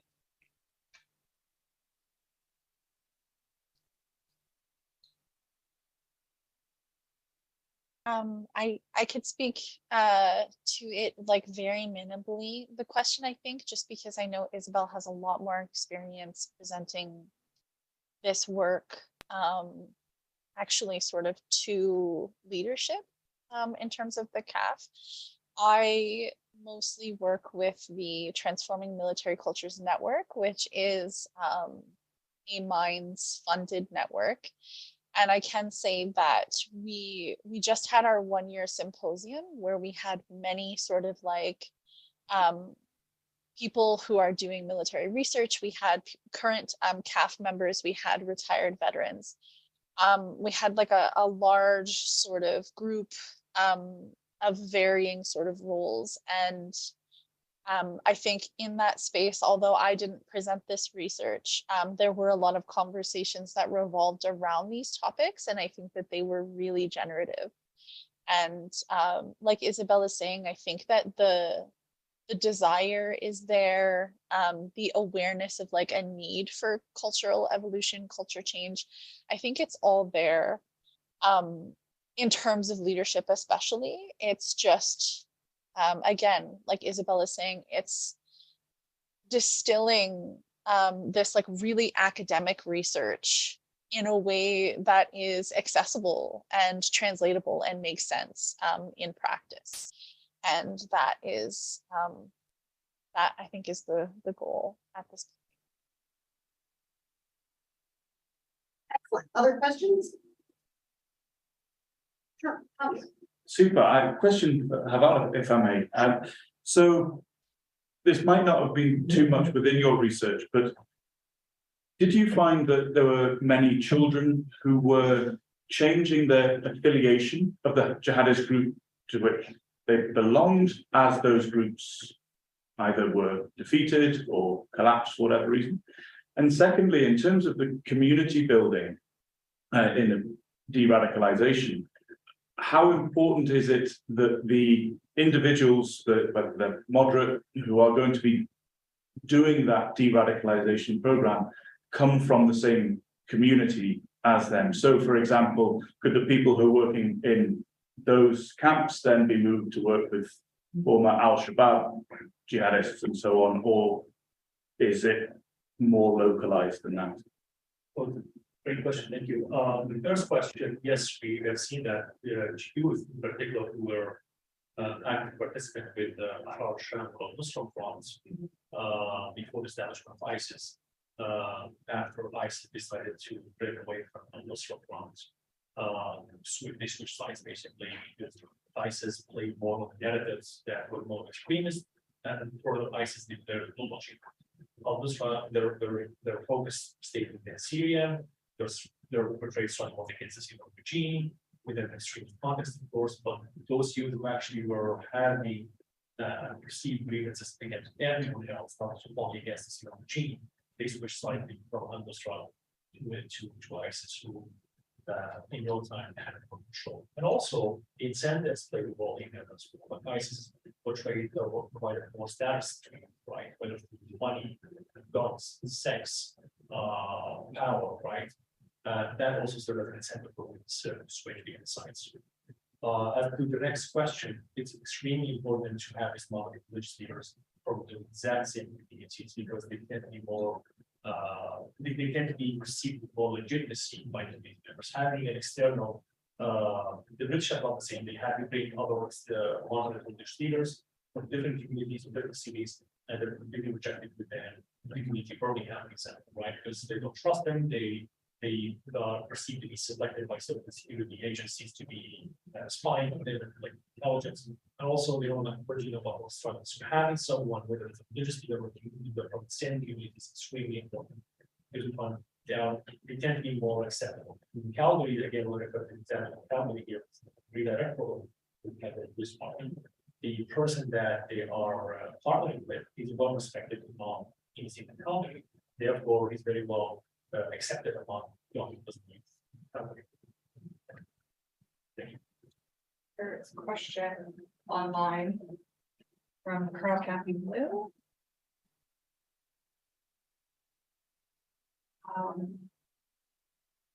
Kathy, can you unmute yourself and ask your question? Yeah, I've unmuted myself. Mon question est pour Isabelle et aussi for Ash. In your response to the last question, you talked about bridging the gap. And I think that's my question is how best to operationalize that research, that vast body of research that we have that's growing, how best to operationalize that for our members within the CAF. How do we do that? How do we build that bridge? What are your suggestions in that field?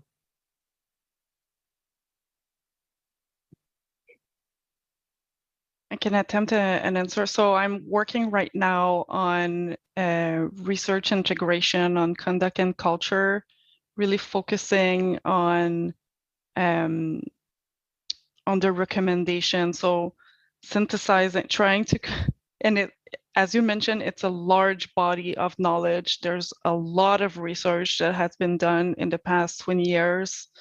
So I'm working with my colleagues who are the experts in the organization, and we are in the process of creating synthesis on different themes related to conduct and culture, and provide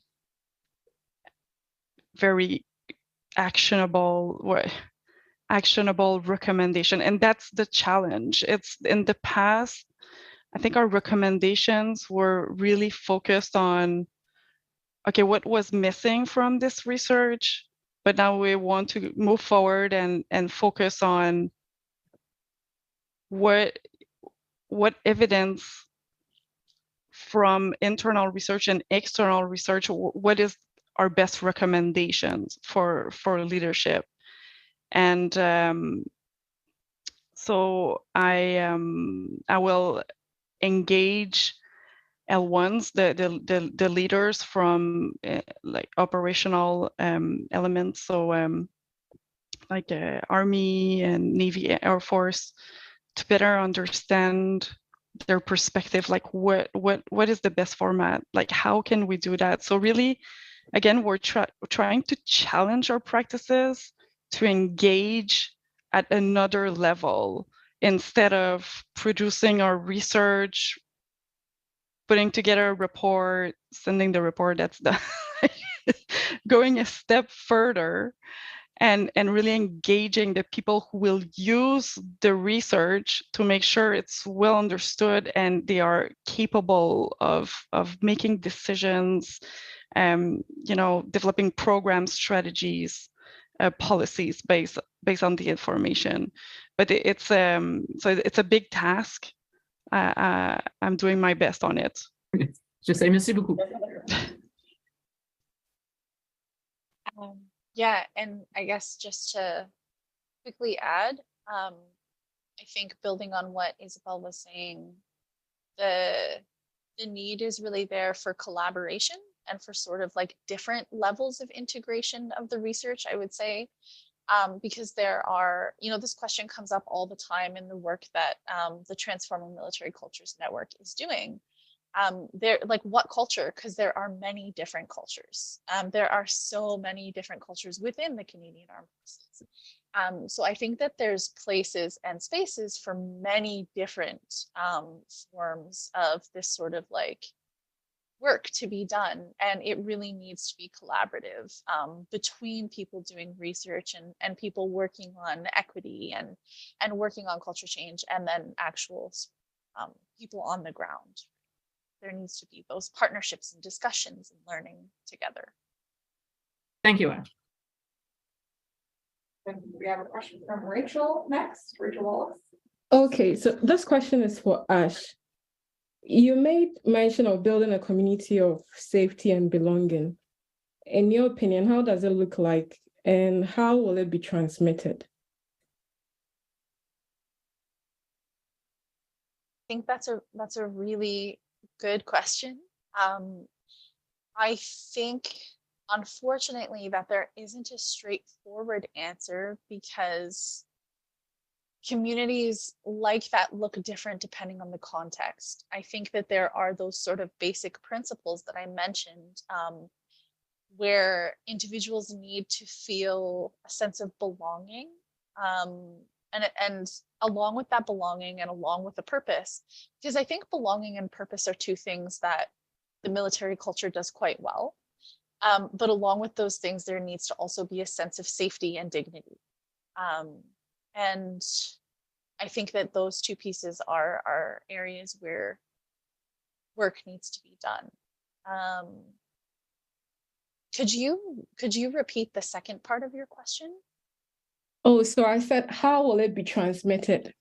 Okay, yeah. And I think that sort of thinking about how we can have, like, if we're thinking about how to make individuals feel held in community, feel like their dignity is being supported and they are safe. I think asking, beginning with those individuals and asking them how they can feel that way is important. But then also just sort of conveying a general message that like people are okay to bring difference into a space. And that not all of that difference needs to be subjugated or erased in order to serve a greater purpose. I think valuing individuals for their differences and looking at how those differences can actually be leveraged in order to support the work that's being done is quite valuable as well. Hopefully that answers your question. Yes, thank you.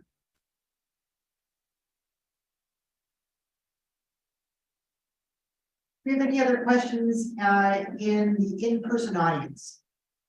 Any questions for Mohammed, our first speaker? He's not online anymore, but never mind. Never mind. Any other questions? Comments? Questions that are more of a comment? Online? Any online folks with questions? All right, well then I think we can all join me in thanking our panelists. They did an excellent job, and thank you so much to the audience members for your fantastic questions. Thank you. We will have a relatively short, well, not medium-ish sized comfort break, shall we say. We come back at 2:30 in Mountain Time, 4:30 Eastern Time. Thank you so much, everyone, and we'll see you shortly.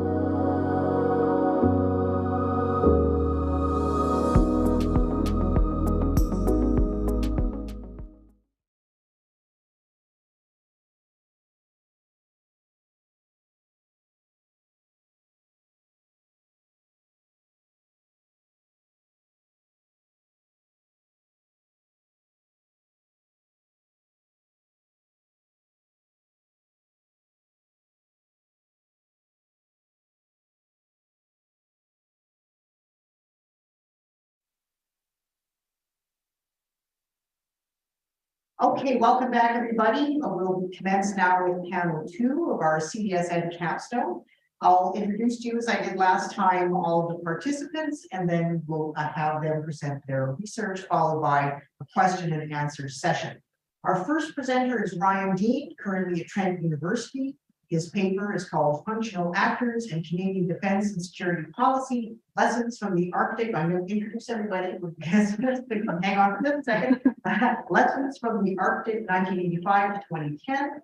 Ryan Dean is the Madsen postdoctoral fellow and policy research coordinator. He received his PhD here in political science at the University of Calgary in 2022. His research focuses on Arctic policy and issues of sovereignty and security. His recent edited volumes include Shielding North America, Canada's Role in NORAD Modernization from 2021, Reconceptualizing Arctic Security, selected articles from the Journal of Military and Security Studies, which is published through CMSS, by the way, co-edited in 2017, and Canada's Northern Strategy under the Harper Conservatives, Key Speeches and Documents on Sovereignty, Security, and Governance, 2006 to 2015, co-authored in 2016. Our second presenter will be Thomas Hughes, currently at the University of Manitoba. His paper is entitled Cold Comfort, Threat Perception, and Confidence Building in Europe and the Arctic. Thomas Hughes is a postdoctoral student at the University of Manitoba, as I mentioned, and the 2022 CESN doctoral fellow, having received his PhD from Queen's University in August 2021. His primary areas of research are in confidence building, deterrence, and strategic culture, and his award-winning dissertation focusing on how military exercises have been used to shape the political and security environment in Europe since 1975. His current research focus is on Arctic defense and security. Our presenter after that, our third presenter is, right part of my screen here, is Nicholas Gillespie. He is currently at the University of Manitoba. His paper is entitled The Canada-US Permanent Joint Board on Defense, Legacy and Relevancy in the 21st Century. Nicholas is an MA candidate in the Department of Political Studies at the university there. He is a research fellow at the North American and Arctic Defense and Security Network and student fellow and research assistant at the Center for Defense and Security Studies. His interests include Canada-US relations, Arctic security, and military history. He holds the 2022-23 CBSM, 2021 to 2023 Duff Roblin Fellowship in Canadian and Manitoba Government and Politics, the Paul Bouton Fellowship, and the 2022 Murray and Muriel Smith Scholarship. And last, but certainly not least, our final presenter of the day is Fiona Adler.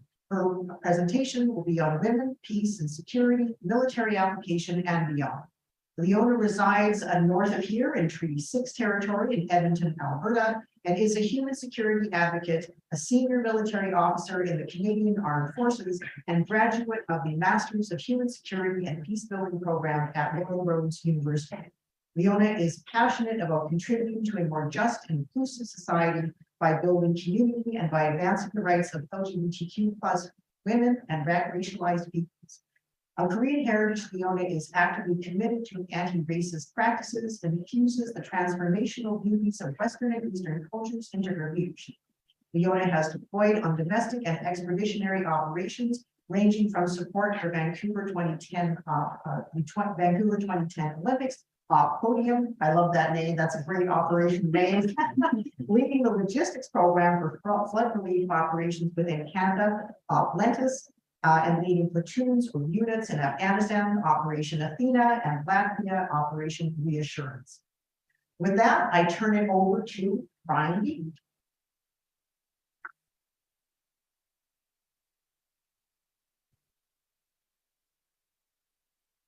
Okay, thank you to the Defense and Security Network and Center for Military Security and Strategic Studies for having me to present. Thank you, Mary Anderson and Melissa Jennings, for organizing this wonderful event. I'm Ryan Dean, the North American Arctic Defense and Security Network's postdoctoral fellow and policy and research coordinator. My recent dissertation engaged with functional actors, and I will be talking about what they are, what they do, and how they influence security policy in the Arctic. I think this is good to be aware of them and how they can affect Canadian security policy writ large now and into the future. So what led me to study functional actors? When I finished my master's, I got a job at the Walter and Duncan Gordon Foundation as a policy analyst with their Arctic security program that they were running with Monk School at the University of Toronto. And I quickly came to see that domestic actors had been important in shaping the Arctic through Canada and continue to be so. I noticed that these domestic actors were always working in notions of security into their policy prescriptions. So security seeped into everything. Policies always had the S word attached to them. And these different notions of security were all over the theoretical. And it was hard for me to put them in dialogue with one another. I tried talking to different actors and they could tell you what they wanted to do, but really struggled to engage with other ideas. They sort of talked past each other rather than to each other. Or they would say that such a threat mattered, but it was not as pressing as the threat they wanted to address. Lastly, these domestic actors had their own bailiwicks. They wanted to change things to suit particular interests, but few, if any, spoke of putting together a comprehensive policy. So what is the problem? I went to the secondary literature looking for answers, but I could not find anything that provided a coherent explanation of the development of Canadian Arctic security, how these actors fit within it. When my program wrapped up, I wanted to undertake a PhD and write a dissertation that contributed to the scholarship by placing the development of Canadian Arctic security policy into a coherent, systemic, and longitudinal study, something I never saw done here. I wanted to address this gap in literature. I sought to explain why Canada would do something in the Arctic and how it was domestic actors within the state that shaped something. I decided to apply second-generation securitization theory to get these answers. The more I read about securitization theory and the various actors involved in the case studies in my dissertation, I realized that they fit the role of the under-theorized functional actor. Second-generation securitization theory explains how Canadian Arctic security developed from 1985, when we didn't have a policy, to 2010, when we finished our first comprehensive. So, perfect. So what is securitization? Securitization theory initially was developed by the Copenhagen School to explore how actors perceived and enacted security. Securitization consists of three actors. Anyways, those three actors. The first is known as a securitizing actor, and that is political elites that must be formally or institutionally and morally legitimate to the audience. The audience is the second actor. They must be targeted by the securitizing actor and have a direct causal link with initiative.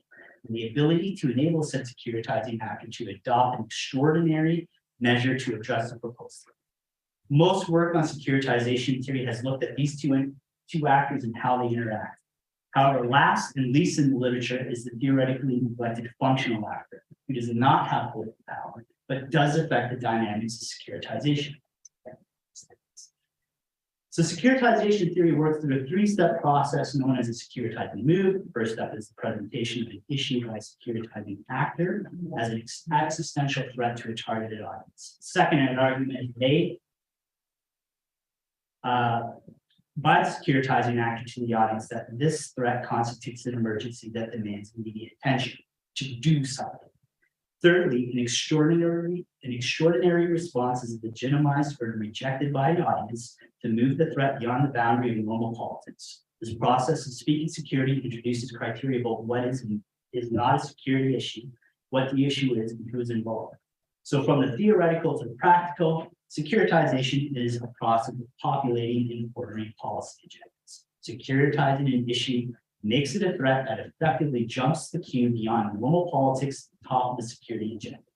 Desecuritizing a threat makes it a non-issue, taking it off the policy agenda altogether. Slide please. The securitization process introduces theoretical complexity that can easily overwhelm and derail analysis.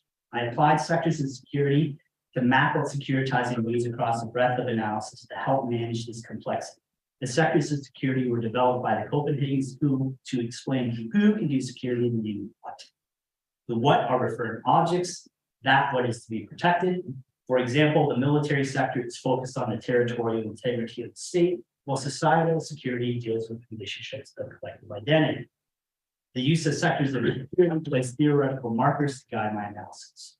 So second generation securitization shifts the focus of the earlier Copenhagen School from speaking security to the context in which speech acts are made. It allows for the setting of the stage on which securitizing moves are presented. This context is established through the longitudinal study of a series of case studies, each one setting up the following, the when of the analysis. I gave special attention to functional actors and how they shape the context in which securitizing actors and audience interact. Though under theorized in the literature, these actors introduce the why to telling the story of these case studies.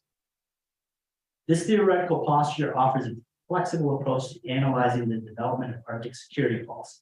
First, securitization theory allows for the interrogation of diverse range of actors involved in formulating broad forms of security beyond military threats at, above, and below a traditional state-centric perspective. Second generation securitization theory allows for the mapping of a series of events, facilitating a longitudinal analysis of Canadian Arctic security. This is important as each case study informs the next demonstrating change over time. Societies. Okay, functional actor case studies. I think we're going to look at 5 case studies over the course of my dissertation, placing different people and institutions in the role of functional actor and seeing how they affect the securitization process. Today, I'd like to talk about the first 3 before making some general conclusions about functional actors in their role in Canadian defense and security policy. My first case study was the 1985 voyage of the United States Coast Guard icebreaker Folder 3 through the Northwest Passage. Here I placed political science professor Franklin Griffiths in the role of the functional actor.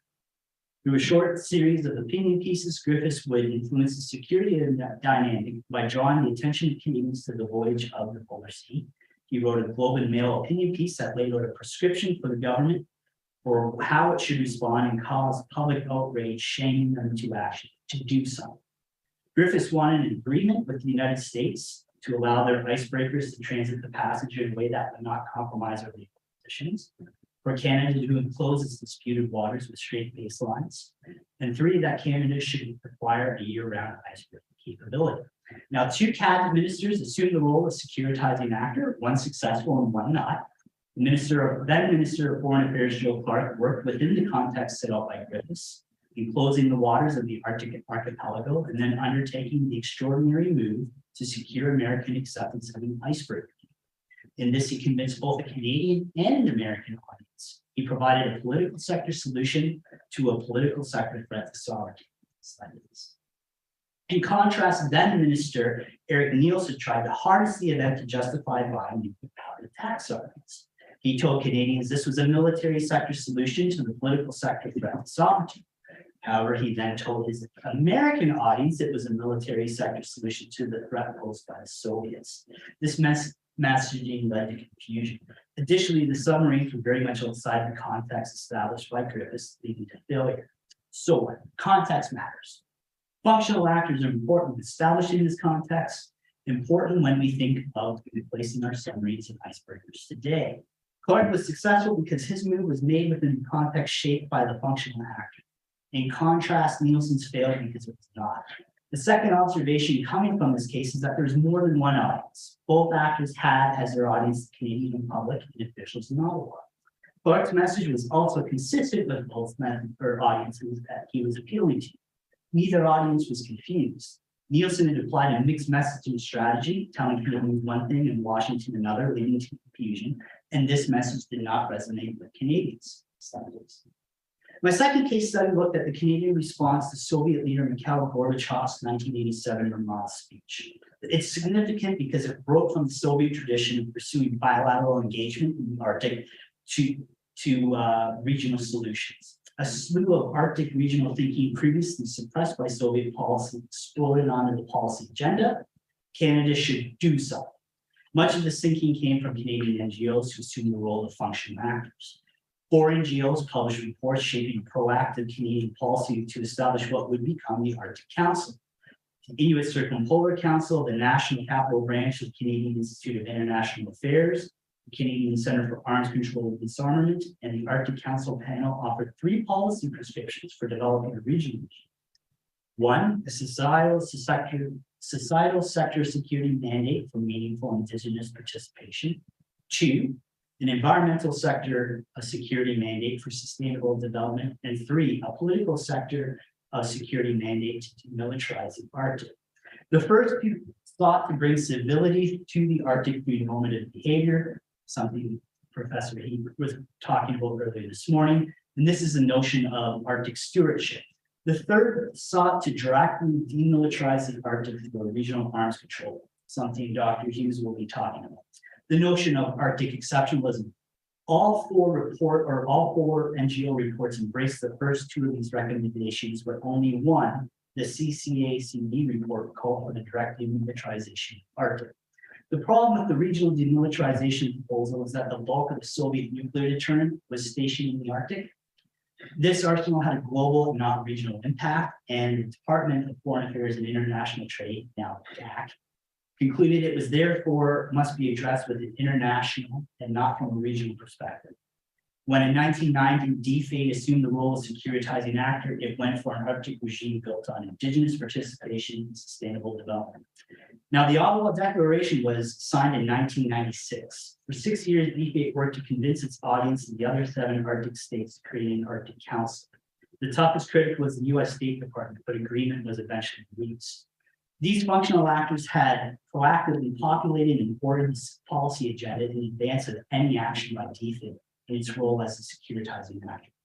To put it another way, the policy train was crafted and mapped out by the functional actors. From this perspective, functional actors can shape the securitizing move. It indicates a relationship between functional and securitizing actors beyond the context provided in my previous case study. And when examining the 3 prescriptions of functional actors, Arctic's exceptionalism for regional arms control measures is the only one to directly contradict consistent government policy. This suggests that if a functional actor does this, it lessens the chance of its overall policy and prescription being picked up by securitizing actor. Lastly, by tracing the securitization that led to the Arctic Council over time, it demonstrates that a securitizing move was an iterative process. Less a speech act and more a conversation between securitizing actor and audience. This dialogue between actors was able to continue over rounds of negotiations lasting years. Both the securitizing actor and audiences were able to socialize their notions of indigenous participation and sustainable development with each other before they reached a shared understanding. Slide, please. Now, the activist drive to place an Arctic Council on the agenda also showed that security policy could be accessible to Canadians outside of government.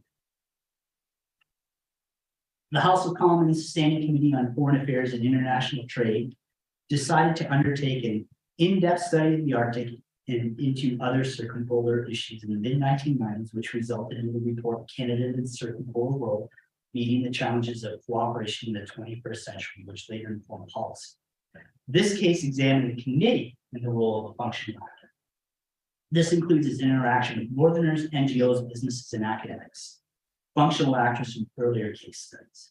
The committee was very much informed by the contemporary policy debate exemplified by the 1994 Canada's Foreign Policy and the UNDP report expounding the human security focus, and the conference and Northern Foreign Policy for Canada, pushing for more Arctic stewardship to continue to dominate policy into the future. The committee adopted these prescriptions and amplified them through its witness selection process. Much of the evidence provided is fixated on the environmental and societal sectors of security, particularly from the perspective of the individual community level. This testimony demonstrates the report and the recommendations it made. The major conclusion about this case is that the parliamentary committee as a functional actor was inherently a process of politicization rather than securitization.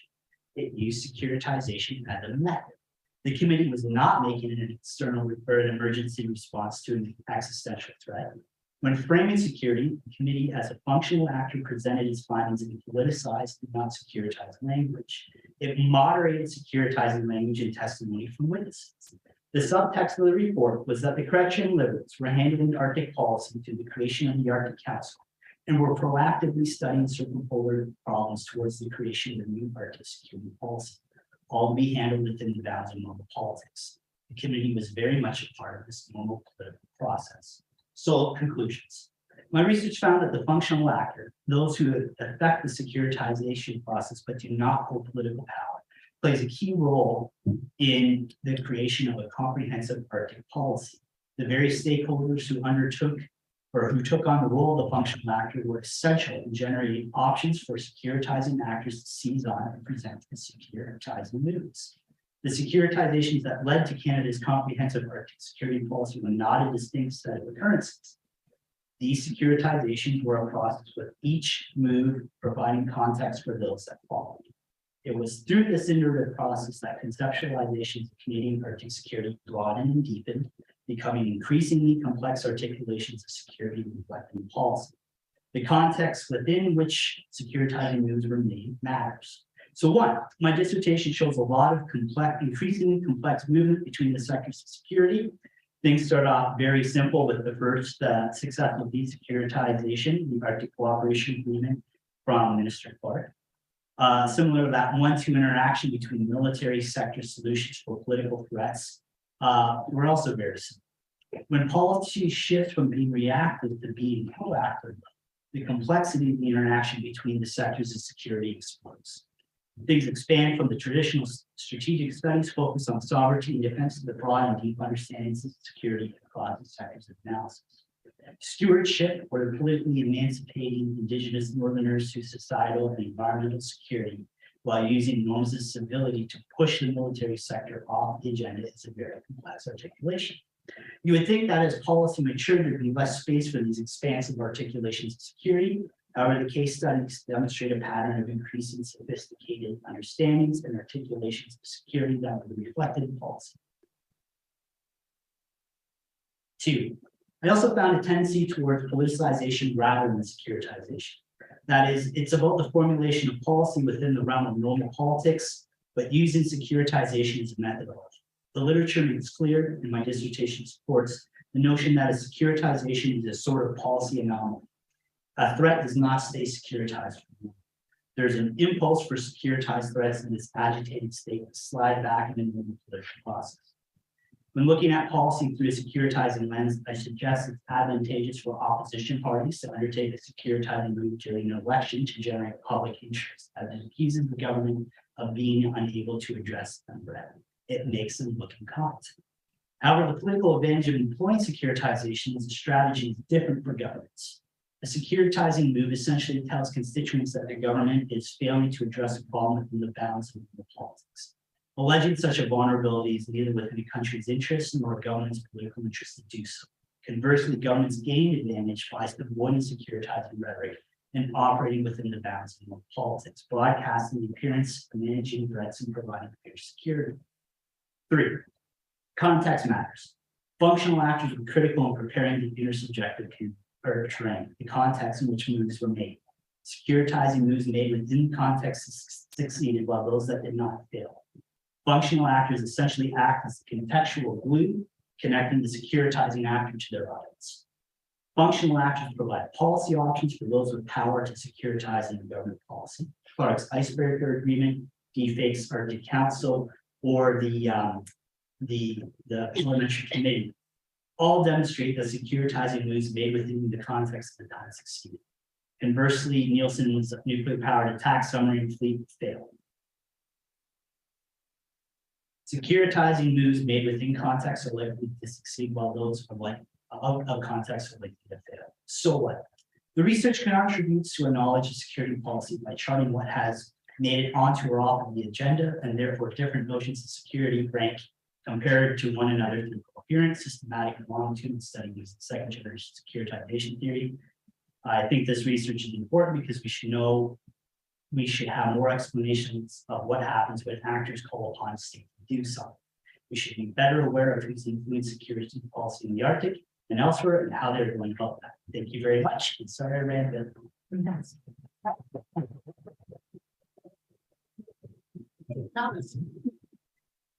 I'm going to test the owl and see how well it can follow me with beady eye around the room.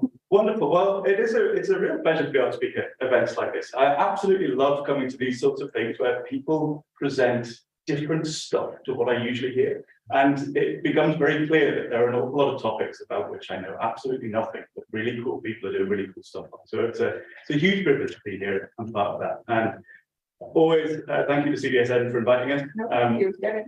Okay, fair enough. Okay, challenge me down. Slightly different focus to the title. So what I wanted to do for this presentation is talk a little bit about a subject that you're really excited, called confidence building. This is a arms control regime, positive arms control regime, which takes us away from the current or the primary understanding of arms control about limiting what people can do, but instead changes, or at least attempts to change our understanding of intent.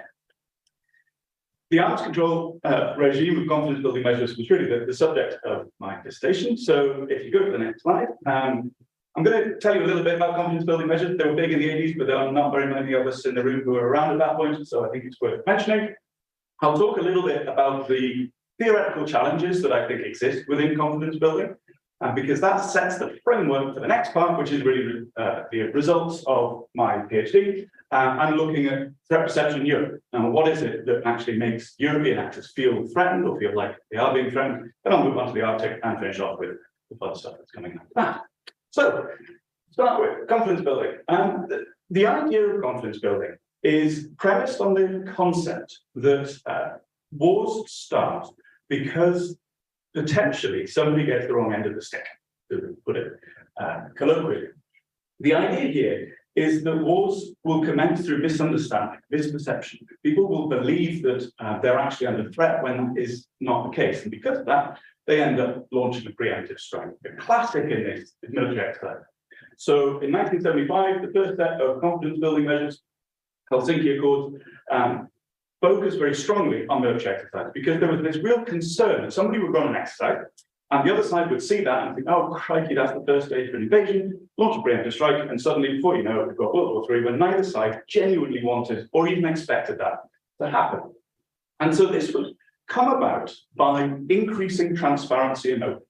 Because if we're more open and transparent about what we're doing, then the other side will notice, as Holst and Melander said in 1977, the absence of fear threat. So the things that they're worried about, if we're open and transparent, we'll show them that they actually have no need to be worried about that at all. So that's pretty short term when it comes to that preemptive strike and exercise. But James Goodby, who was the lead negotiator of the US in the next iteration of this in Stockholm in 1986, also suggested that the idea of this regime was that by being open and transparent, you create this habit of cooperation. You continue to discuss issues with each other, you're very open, and that provides the first step to a positive relationship where these confidence building measures are needed anymore. So that's the concept. As I said, the Helsinki Accords, 1975, relatively straightforward and quite simple. If you're going to run a military exercise with over 25,000 troops, relatively close to a border, you've got to tell everyone 3 weeks in advance, just so that they don't think that you're doing something nefarious. The next iteration of this came in 1986. The Stockholm document, it was basically the same. But what was interesting here, and this refers to the brackets in the title, is that they changed the name. They changed it from confidence building measures to confidence and security building measures. And that's important, so keep that one in mind. So Stockholm basically does the same thing. If you've got 13,000 troops within a certain distance, certain border, tell everyone that you're going to run an exercise 42 days in advance. But crucially here, if you run an exercise over 17,000 troops, you've got to invite other people to come and watch and essentially give them unfettered access. Just get to see what you're up to. The other documents essentially just evolved this concept, all fairly similar. Now the latest iteration, this 2011, 9,000 troops to notify, 13,000 troops to invite observers. What's interesting about the 13,000 figure, you might notice that whenever Russia runs a really large exercise, they've always got 12,700 or 12,900. And the reason for that is that they can then say, you can't come and watch. But actually, we will invite you to come and watch because we're nice like that. But because it's not under the terms of this agreement, you can't just say, I would like to go and see that bit of the exercise, please, and then go. They've got no credit control. That's a slide the same. So, next slide. So this is all very well in theory. There are, I think, some challenges. The first problem is that the terms of these agreements were all negotiated. I gave you the top levels of those agreements, but essentially both parties went in saying, this is what we want to see in order to be confident that you are not going to do the nasty thing that we're scared of you doing. And both sides said, well, we're not comfortable giving you that degree of information. And of course, what that means is neither side actually had sufficient information to make me confident in the benign intent of the other, which is a real problem given that that was the function of the regime. And just as a little aside on culture here as well, I absolutely love this comment from the General Accounting Office, US General Accounting Office in 88, 2 years after Stockholm negotiations, saying that there was a macho streak when we went into those. And I think as a function of arms control, that's probably not particularly helpful. There we are. Alongside that as well, you had this quote from North Atlantic Military Committee, 1980, saying that the regime should enhance the security in a tangible way. Again, the problem here is it's become opposition. You're using this regime to enhance your security against, in this case, the Soviet Union. And to be clear, the Soviets were doing exactly the same thing on the other side. And it resulted in a series of terms that were deliberately designed to try and negate the advantage that the other side gets from seeing what you're doing. Great example of this, naval exercises. When the regime was being negotiated in the 1980s, NATO's big concern was getting ships across the North Atlantic. Soviets really wanted to see how NATO did convoy defense. NATO obviously didn't want to do that and absolutely refused to include naval exercises in the conflict. They were just not going to be open about this. Wasn't part of the agreement. Fast forward to the 2010s, NATO is saying to Russia, we're really upset with what you're doing with the Black Sea Fleet. We want to see what you're up to. And they go, really? You wouldn't let us do it a few years ago. So no. Similarly, no notice exercises, snap exercises, where they don't give any notification. NATO were desperate to keep them out of the agreement. Now Russia does them, and NATO is saying, we're uncomfortable with this. And you should have told us before, because we wouldn't change. So, as you can see, the regime ends up being oppositional, confrontational, not quite giving the information that's particularly helpful, and also very much premised on the environment at the time. So, next slide, please. The key question, no, that's fine. The key question, though, is this one. Because we all talk about confidence building measures, but what are we actually trying to build confidence in? And this is where I think it gets fascinating. Because, as I said with the Helsinki Accords in 1975, we're trying to determine the intent of the other side.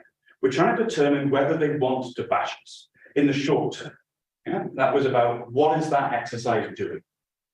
That then started to be extended slightly, because the idea is that through that continuation of the terms, that continuation of openness, we would determine what your intent is in the medium term. So not just what you're going to do with this exercise, but what are you going to do in the next 5 years? Are you trying to develop the ability to defeat us or not? But once this started to become oppositional, it was about building your confidence in your ability to defeat an adversary if you felt that you had to. So it's about capability here.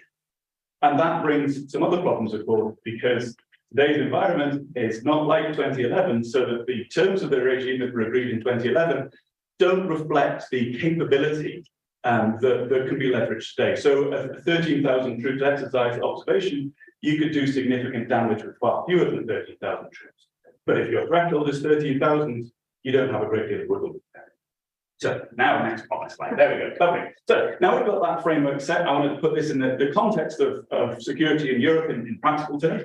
And my dissertation was looking primarily at military exercises because they fell in this framework, because they fell in that sort of regime of the confidence building. So the key question is, why do exercises cause concern sometimes and not in others?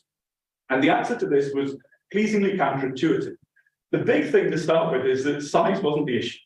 What one would expect is that it's the big military exercises when they're run close to your border, that looks scary. And sure, it does a little bit, but that wasn't the full answer. To get the full answer, we need to dive in a little bit more to strategic culture.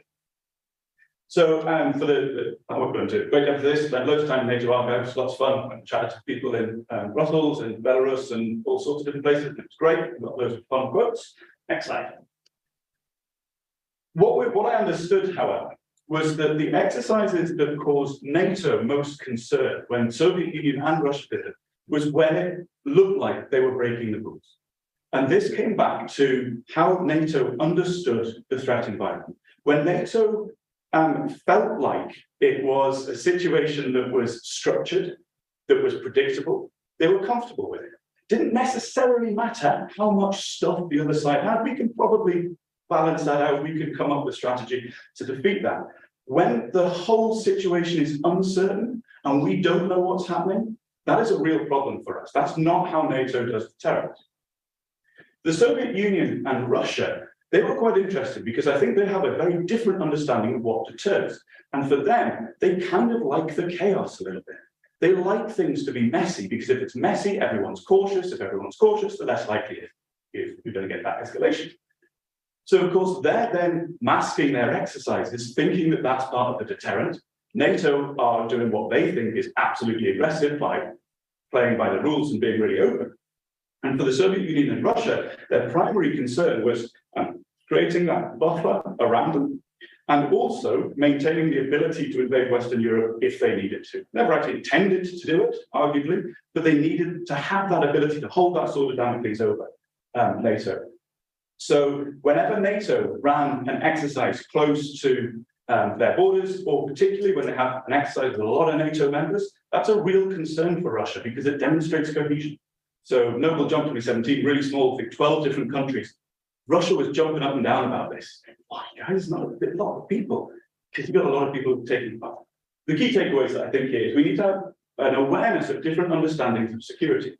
And by that, I don't mean, as Dr. Dean was talking about, securitization, Copenhagen school style. What I mean in this is simply in the defense terms, that different countries have different understandings of what it means to be secure. And that isn't simply a function of material characteristics and geography. And secondly, it's a classic, it's really difficult to maintain capability parity and also demonstrate that you're not going to be a problem for the opposition. Next slide. So we then look at this in the Arctic context. I think this is really interesting because when you talk to people about the likely route to conflict in the Arctic, misunderstanding, misperception seems to be quite high at the top of the list. So that means that I think there is potentially an opportunity for a confidence building regime which says, okay, we could reduce that potential. If that's what we're worried about, let's have a conversation about this. The conversation about whether or not the Arctic is a zone of peace still or not is, of course, contentious. I'm not going to talk too much about that, but I think it's pretty fair to say that the prominence of military activity, if not the volume, is increasing quite significantly, which again plays into that misperception issue. Next clip. Thank you. So I think there are two key questions, and this is where I've kind of been trying to go a little bit over the past year. The first is how have efforts to enhance security affect the perception of threat faced by the other Arctic states? And to get a little bit more nuanced in that, things like what happens if NATO runs an anti-submarine exercise, Iceland, how have Russia responded to that? Do they respond differently to that than when the United States does a parachute drop in Alaska? And vice versa. How are we responding to different Russian activities, whether that's Norwegian response to a land-based exercise in Russia versus Canada or the US to long-range bomber exercise and things like that. So we need to build more nuance, I think, in understanding what threat looks like in the Arctic. And then also the openness and transparency issue. Are the states involved here reflecting their approach to openness and transparency in Europe? Or is Europe different? And if Europe is different, is it the fact that Europe's different or is the Arctic exception? So, next question. So, the road ahead, hopefully continuing to help CDSN along its merry path. Primarily, I think there's a really useful piece of research that can be done, which is relatively simple, and it's just actually logging what is going on in the Arctic in terms of military activity, because the baseline data is not easily available. When you go and ask people about can you give me a list of the exercises that you've run in the Arctic in the last 3 years? Yeah, sure. Great. When can I have it? Oh, actually, we don't really have that. Why not? Just don't have it. Come on, guys. This is the sort of thing that we need, even for answering questions like, is the Arctic becoming militarized? I mean, the conversation is happening without a great deal of absolute data about what it looks like. So, next click, please. Thank you. So just a bit of early findings. I won't go through them all in great detail, but I think we do see a high degree of openness in the Arctic than elsewhere. I love the absolute duality, the continued conversation saying the chances of military conflict in the Arctic is really vanishingly low. Don't worry about it. Can we have loads of millions of dollars so that we can continue to improve our Arctic capabilities, please? Hang on a second. Where do these two things come from? Lots of finger pointing around dual use infrastructure. China is developing dual use infrastructure. We're developing civilian infrastructure that could be also used for military activities, but that's not dual use. But the primary point in here is uncertainty. I think there's such growing uncertainty about what's happening in the Arctic. Everyone's a little bit on edge right now about it. We just simply don't know how the development is going to happen. And that's a real problem. Come back to Europe, how NATO does deterrence. It doesn't like the uncertainty. That's not NATO's deterrent. Next slide. And I've got a book workshop coming up. Keep an eye out for that. That is with CSN on the 1st of May in Ottawa. And if you don't track that, please keep an eye on the New York Times bestseller list over the next 18 months or so. You'll see it on there. So I will finish that. Thank you very much indeed. And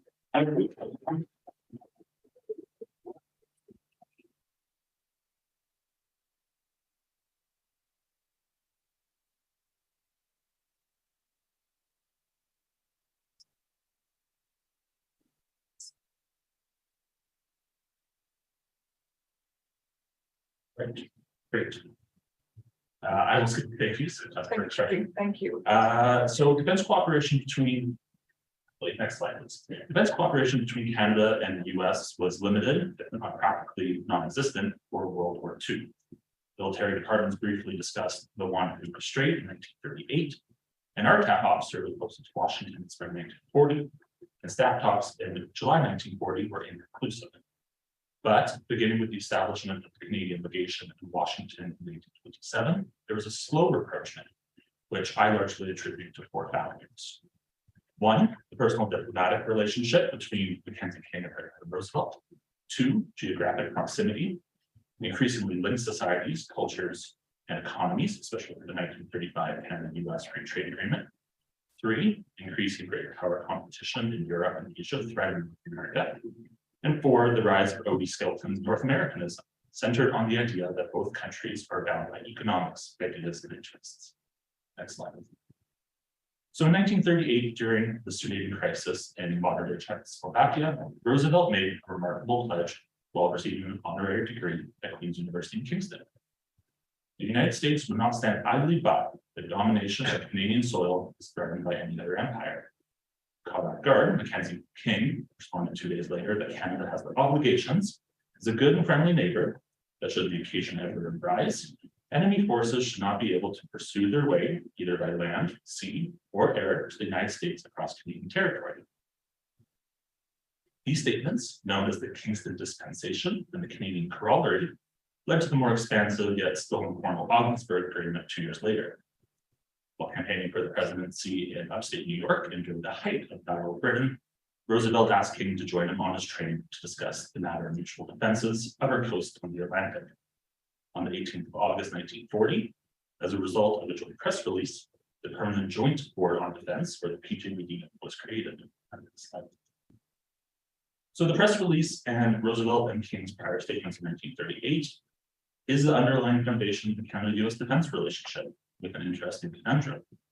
Formally, the two heads of government are declaring a mutual defense alliance, but it is informal in the sense that the agreement was never ratified in Congress or in Parliament. It was treated as an executive order in Washington and passed as an order in Council of Cabinet in Ottawa. Next slide. So King and Roosevelt agreed to the word board over commission or committee, because board did not suggest the need for formal government appointments. This is example of the first American and Canadian PJBD co-chairs. The American, Pio Grillo LaGuardia, was a major backer of Roosevelt's New Deal, New York City, and a political friend of the president's.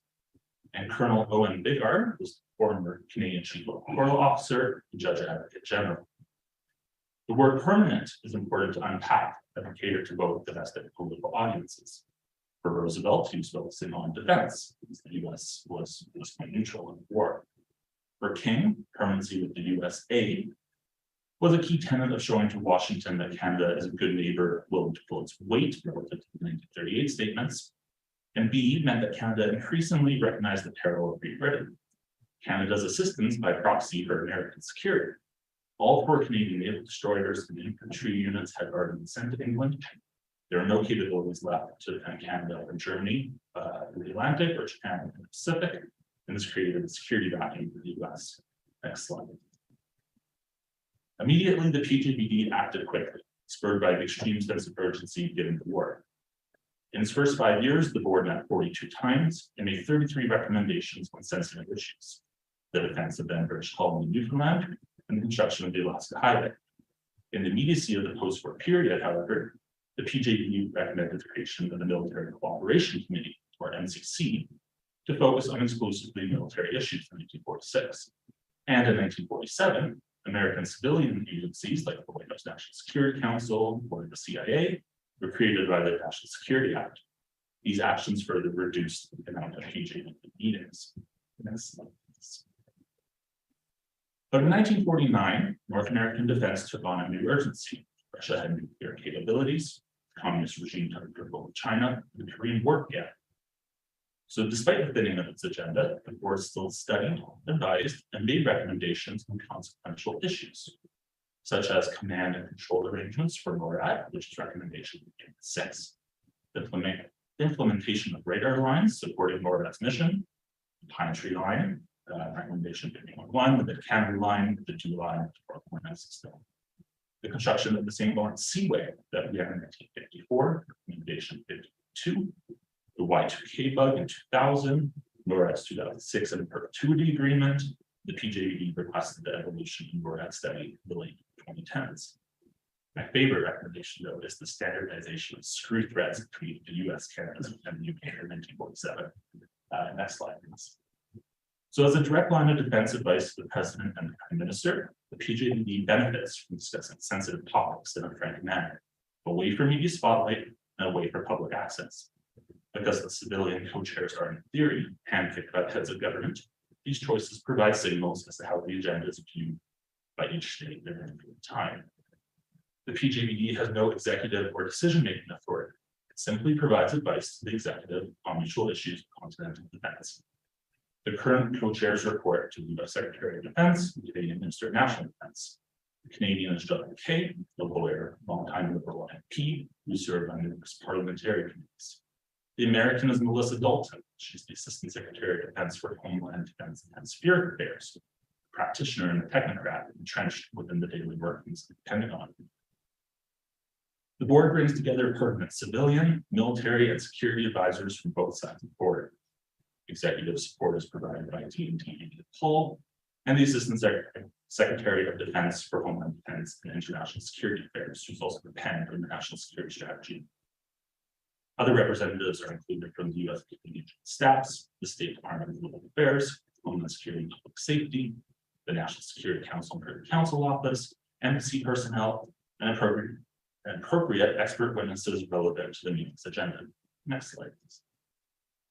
So even with representatives from multiple government departments, the board has long suffered from an identity crisis, mostly due to the dominance of the NCC as a vice provider. And the end of the Cold War largely meant that continental defense was no longer a political priority for decision makers. In 2018, Andrea Sharon told the Senate Standing Committee on Foreign Affairs and International Development that the PJBD seems to need life support. But the geopolitical landscape has greatly changed since 1991. The return of great power politics, the annexation of Crimea, war in Ukraine, China is facing threat to American hegemony, advancements in weapons technology, climate change, COVID-19. There's a lot to discuss. A mistrust between Canada and the US as a result of Trump, but remaining differences under Biden still means there's lingering tension in the bilateral relationship. Biden's making his first trip to Canada later this week, the 18th country of his presidency, whereas typically Canada was the first or the second, just like Mexico. But the PJBD is still suited to handle these sensitive issues that North America faces. The Augsburg Agreement states that the permanent joint board will consider in the broad sense the defense of the North half of the Western Hemisphere. Next slide, please. The geopolitical situation in 1949 may best resemble the times we find ourselves in. North American defense has assumed a new urgency. If newer updated institutions are needed to defend or solve these issues, I'm thinking of the Combined Disaster Relief Command or additional maritime component to NORAD's mission suite. The PJBD is a venue to pursue this, away from political spotlight, as defense objectives, technical problems, political, economic, and diplomatic objectives can be considered. Next slide, please. The 240th meeting of the PJBD was held in October 2020 in Ottawa. It was the first in-person meeting since 2019 due to COVID. McKay and Dalton, she's the second Biden co-chair, led discussions on modernization, climate change, and Arctic security, global and hemispheric security issues, including Haiti, and continued cooperation on key strategic defense guidance efforts. The PJBD reviewed a framework to guide NORAD modernization efforts to improve capabilities necessary for NORAD to conduct its aerospace and maritime warning and aerospace control missions. And notably, the Deputy NORAD, J3, was part of the session delegation. But the PJBD isn't without its criticism. Existing institutions and organizations like the MCC and NORAD or bilateral naval arrangements maybe make the board redundant. Revered scholar J.J. Joppel, who served in the US section during the mid-1980s, pejoratively refers to the PJBD as the permanent joint boondoggle, where nothing of utility is discussed and it has become a talking shop that doesn't serve much purpose. The symbolism and legacy of King, Roosevelt, and LaGuardia loom over what's primarily historical academic analysis. How do NORAD representatives, given the tri-command framework of NORAD, CDROP, and NORTHCON, fit into these meetings? There's a Washington perspective, there's an Ottawa perspective, and there's a binational or out of Springs perspective. Our NORAD reps solely providing technical advice, advocating on behalf of the commander, are they advising the members along service or along section lines? Of course, meetings are classified for 25 years, so it's difficult to know. And NORAD monetization is already happening service to service because it's technicality. What impacts do the recommendations really have? It's simply up to the executive in each country to pass it on to the respective department or agency to carry it out. As the board operates in secrecy, it's difficult again to know in a contemporary context. And next slide, please. But some positive future considerations, policy recommendations include: one, North American defense is a priority again for decision makers. Meetings could increase from their yearly occurrences, and even the government of Canada's current background, PJBD 2014, says they meet twice a year. If we're in a similar threat environment to 1949, let alone 2014, this would still be less than the 4 times a year meetings held from 1945 and 1960. 2, the PJBD peaks and valleys in politics. In 1938, Canada's strategy was to obtain knowledge of, access to, and opportunities that influence U.S. thinking and plans for North American defense. Does this remain true today? I think the PJBD remains a bit increased consideration, especially because Ottawa has been excluded from recent Pacific-oriented regional security arrangements like Quad or AUKUS. The PJBD can show Canada is serious and interested in continental defense and is a trusted ally and partner that holds its weight in the Americans. 3, historically, Canada has valued the PJBD more than the US has. It provides direct one-on-one access to practitioners in the most powerful nation in the world. The importance of Biden's appointment of Dalton cannot be overstated. It shows the US has changed the thinking behind the co-chair position. The co-chair is not just someone that politically supports the president, like LaGuardia and Roosevelt.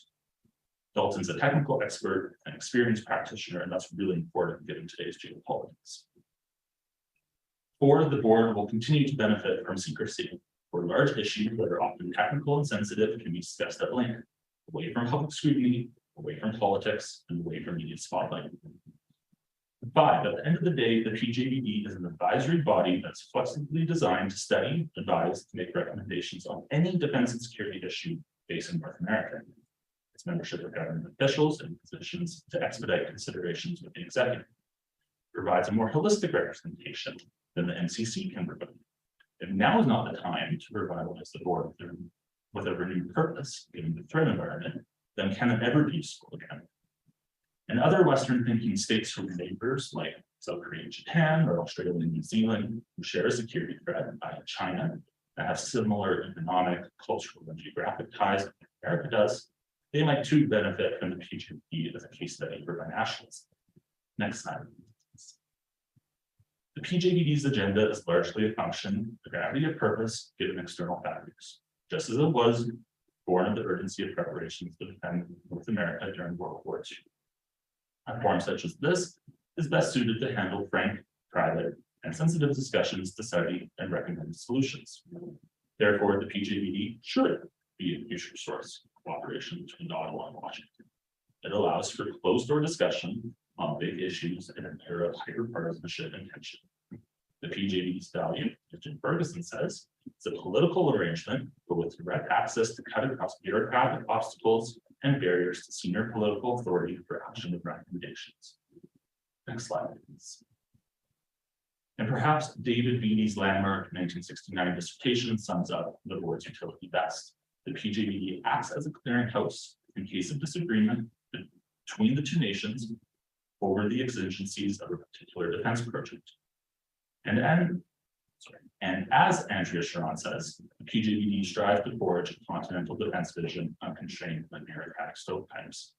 As the threat environment becomes even more complex, having the PJBD, even if it's redundant, to discuss mutual defense issues is still valuable. Its composition, structure, and its legacy of achieving consequential and incremental recommendations makes itself useful. Thank you.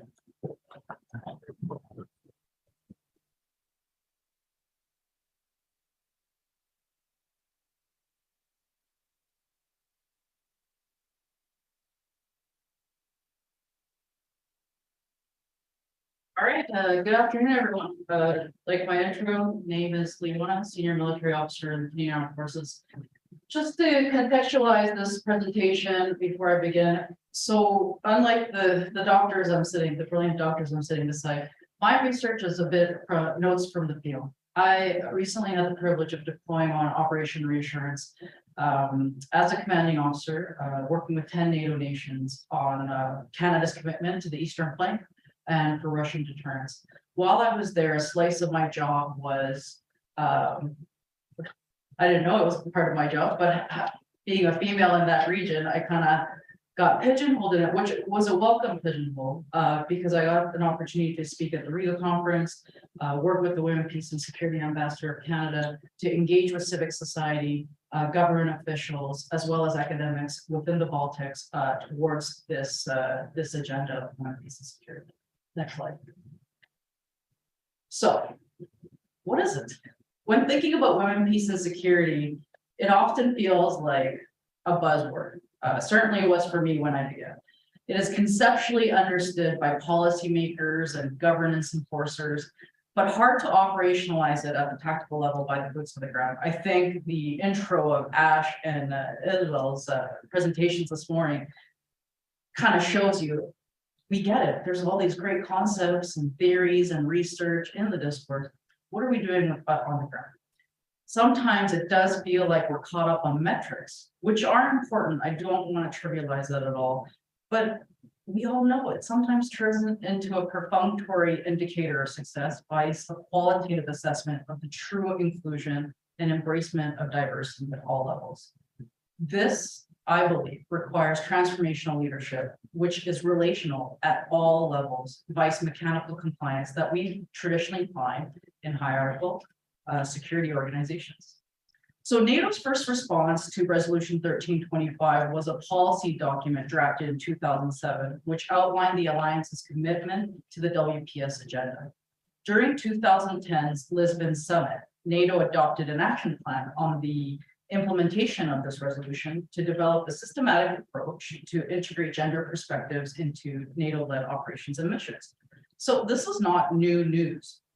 Today, the WPS is comprehensive. It calls on the international community to, among other things, promote and support women's active and meaningful participation in all conflict prevention and conflict resolution mechanisms and institutions, mainstream a gender perspective into all peace and security activities and strategies, including in the areas of peace negotiations, relief and recovery, peace operations, prevention of violence, extremism efforts, and reconciliation. What's the kicker to all this? You need women in those organizations. So current atmospherics clearly demonstrate that contemporary examples, and you can see the list there, plus more, that gender equality is a major driver of conflict. And we are seeing a reversal of generational gains in women's rights around the world, but it also corresponds with the global decline in democracy. And you see it in the news, and maybe not as forcefully as you should, but women's rights movements are some of the strongest opponents to authoritarian regimes around the world, bravely fighting in places like Iran and Afghanistan, that you can see traditionally right now. Next slide.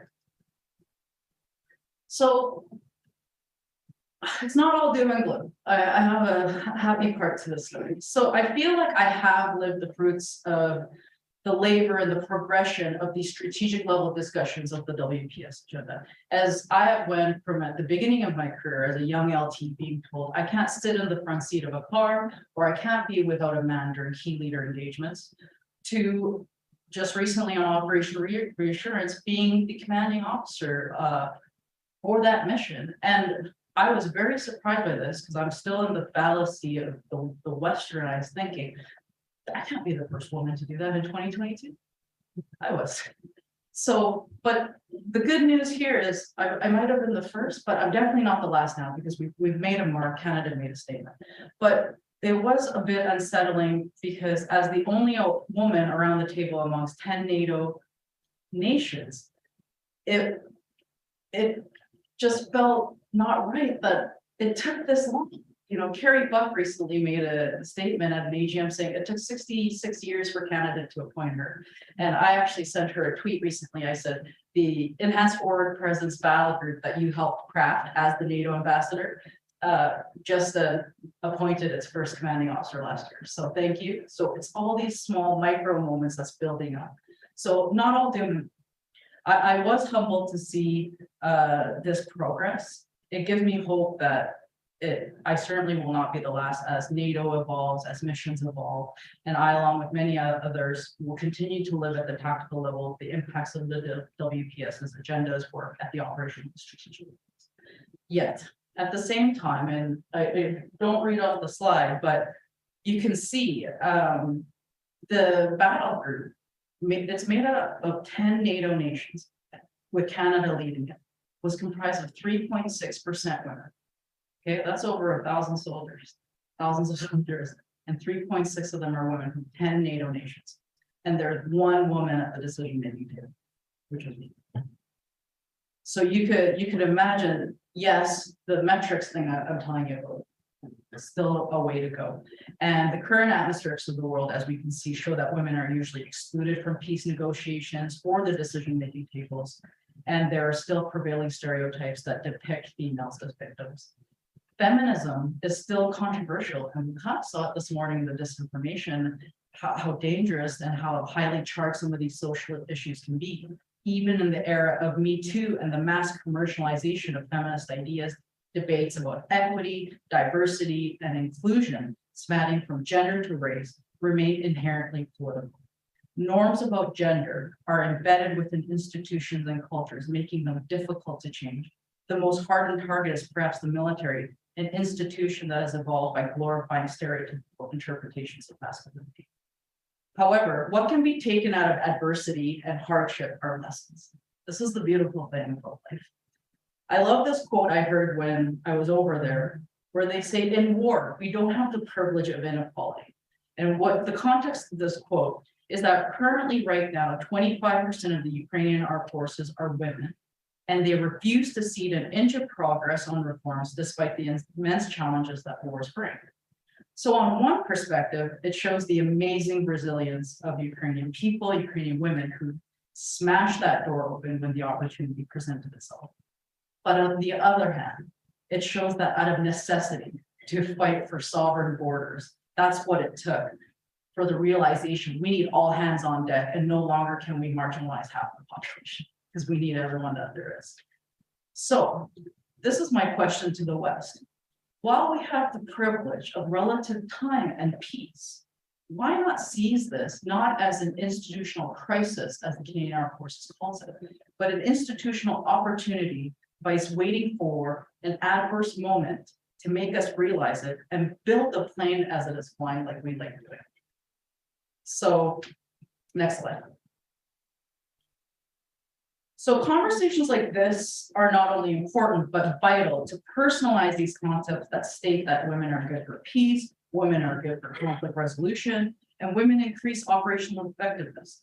However, I ask, could we not just break open societal and cultural norms that we have all had to assimilate to through our different lived experiences and just come to a point where women don't have to prove their value or worth through operational outputs and having to convince people of their value and rather just at the table because it's the right thing to do.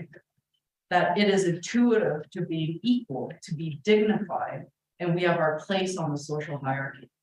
Imagine, this is for my male colleagues in the room, not to single you out, but having to convince everyone how good for business you are, instead of just valued. For too many people and organizations, the concept of gender integration is considered a minority issue and an afterthought, rather than an issue that helps framing the right answer. What separates us from our adversaries are our values that we stand for: freedom, human rights, equality. If these are the things we are willing to fight for and potentially defend with our lives, we need to ensure we're walking the walk within our own forces. We need to be completely aligned with the societies that we're saying that we're defending. If we want to get people on board, it is important to talk about this in concrete terms. And in the military, it's operational effectiveness. So we need to use the language that will resonate. So we will listen. But the range of security tasks we're being asked to do are broader and broader. I'll give you a couple anecdotal examples. Ukrainians, women raped, during war, fleeing as refugees to Poland, pregnant. Poland might not have the same views on abortion or same rights or whatever. Who's best to deal with that as maybe the nation's head? Security checkpoints for terrorism. Who says a woman can't carry a bomb across the border? Who's going to check them? Who are the most vulnerable populations that cross into refugee camps? Babies, girls, boys, women, the minorities. So that just kind of gives you the range of conflicts that you can face. The other thing is it could be a huge intelligence gathering tool as well for operational effectiveness. I love using this quote. So like I was saying, when I was a lieutenant, you know, I was told I can't sit in the front seat of a car or be without a man during key leader engagements. And, you know, I am all about respecting the culture of the country. That is fine. But if there's a rule like that, then the women aren't talking to the men soldiers. Maybe they'll talk to women soldiers that are at the watering hole doing something, or they're getting their hair done. Like, who knows? Not to be stereotypical, but there's a way that people might resonate and give valuable information that might save lives or make better plans with comprehensive information, not one-dimensional with plans. And also considering all your members' needs leads to increased trust, cohesion, morale, and will to fight, and is Ukraine ever showing a momentous advantage on the battlefield because of this? Every time the military has found itself in crisis over the last 20 years, usually the news isn't saying it's because we weren't effective or we didn't receive success in the mission. Right now, and the prevailing theme is that we have treated people badly. And right now, I'm sure everyone's kept up with the defense news of sexual misconduct, racism, sexism, homophobia. This kind of stuff corrodes morale, trust, and leaves the military weaker, even to adversary attacks on our credibility. Also significantly decreases the recruiting pool when women can't see themselves as a valued part of that organization or feel safe within it. So at the beginning, I made that joke. It's like, we have this great strategic WPS agenda where we're calling on the international community for women to do this and women to be at these tables. The kicker is you need women. And right now we have a recruiting and retention problem because people can't see themselves in the organization, or we're not doing enough. It might just be a little bit of virtue signaling or an appearance of it. And I do not say that to trivialize any of the amazing efforts of the people working on this file right now, but this is the reality of what the atmospherics that we're working. Also, not having diverse teams leads to severe blind spots. You might not understand the lived experiences of members on your team, of kit not fitting properly, women childbearing. What does that do to career progression? Do you have to choose between career and family? And this is not isolated just to the military. We are a microcosm of greater society. So that's why I call it military application and beyond, because it is incumbent on all of us and all leaders and all organizations to think about this. And our adversaries understand gender dimensions in operations, even if we choose not to, even if we don't like it, and they will use it against us. Next slide.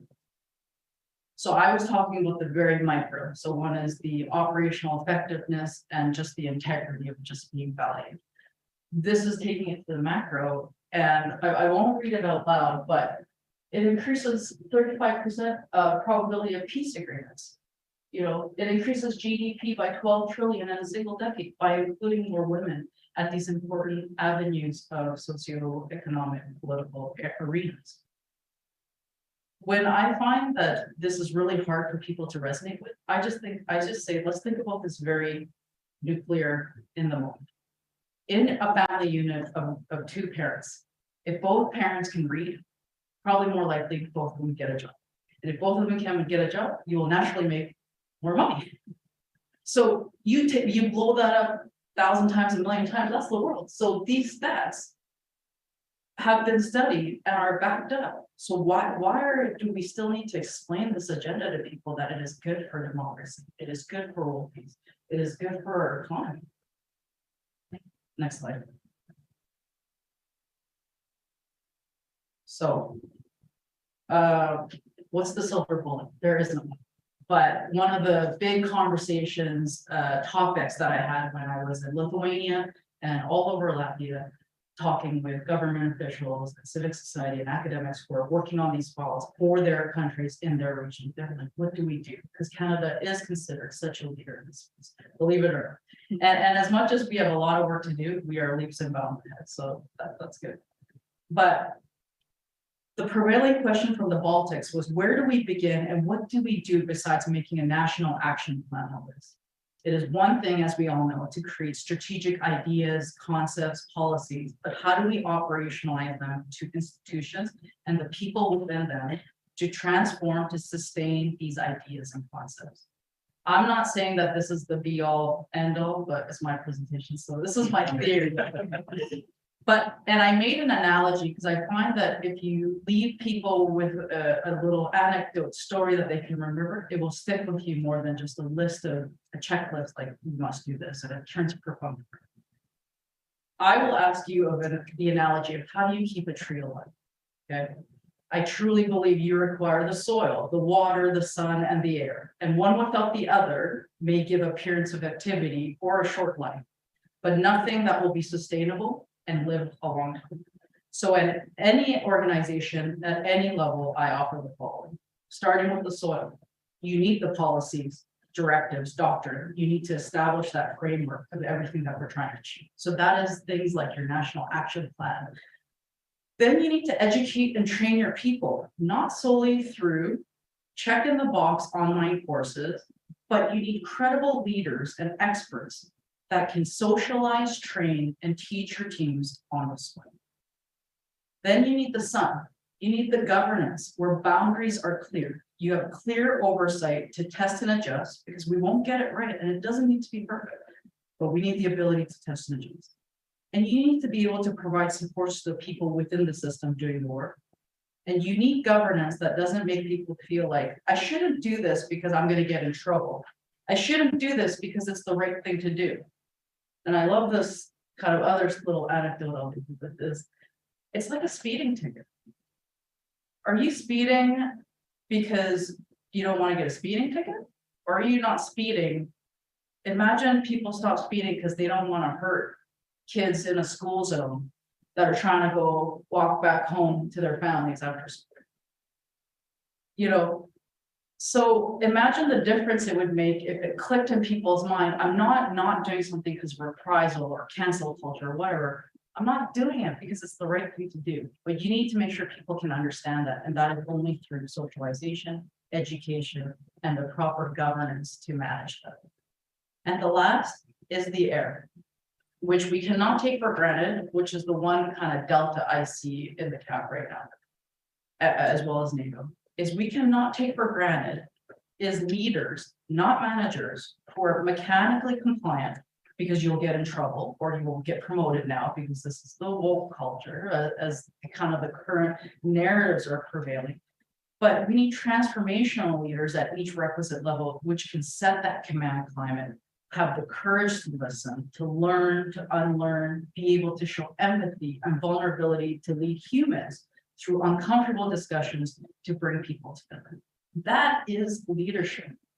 And we think it's some sort of brain surgery, but just treat people like humans. And I told this earlier, is if at every interaction, man, woman, boy, girl, doesn't matter, non-binary.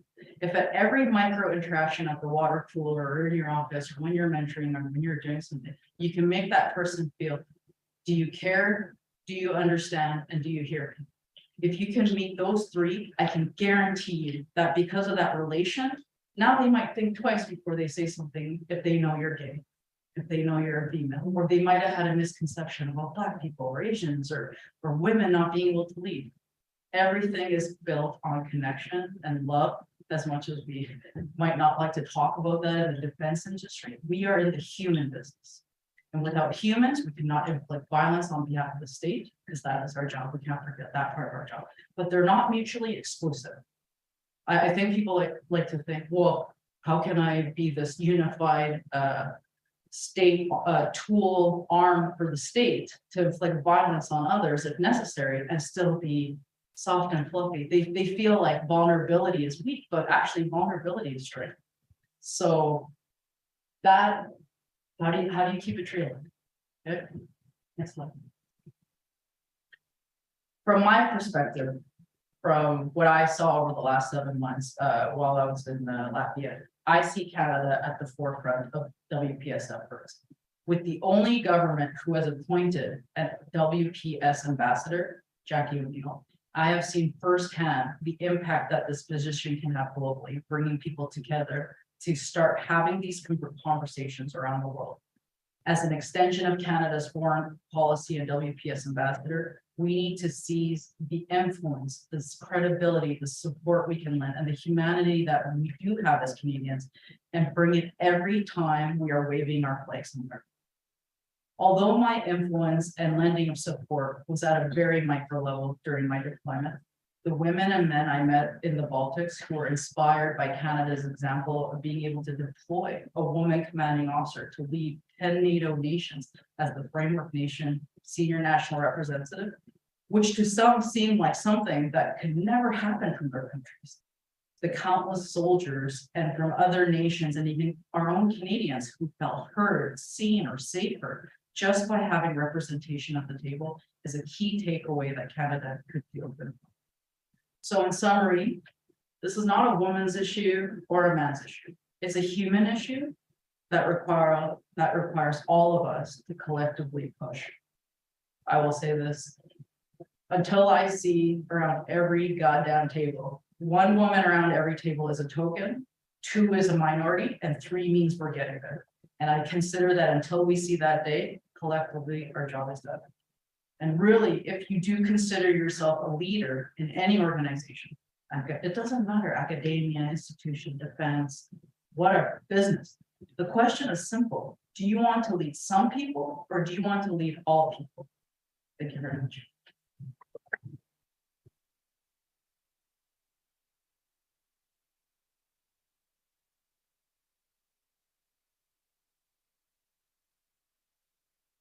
I'm going to take a cue from Thomas here, and I'm going to pass around the microphone for those who have questions in person live, so that our colleagues on the internet, I'm not sure how many video left now, can hear this. So, questions? All questions? Qu'est-ce qu'on va faire? As they say in the House of Commons. I'll ask you a question if no one. Sure. Magnificent, thank you very much. So I've got a slightly pointed question for you, and so the question is, what difference did it make that you were around the table in our reassurance? So that might, blow your own trumpet on that one, but if we do the counterfactual, if it hadn't been you, it had been somebody else from the camp. So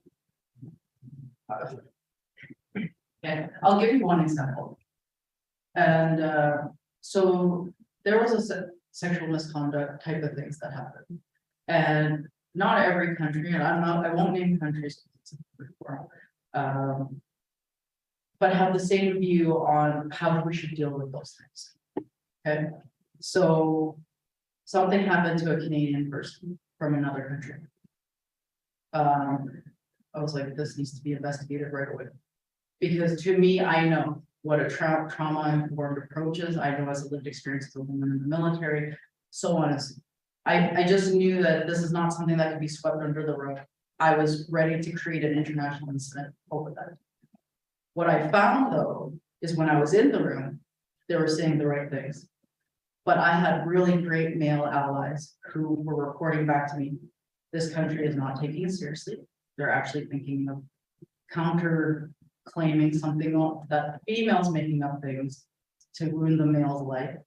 So she should be banished from the base and so on and so forth.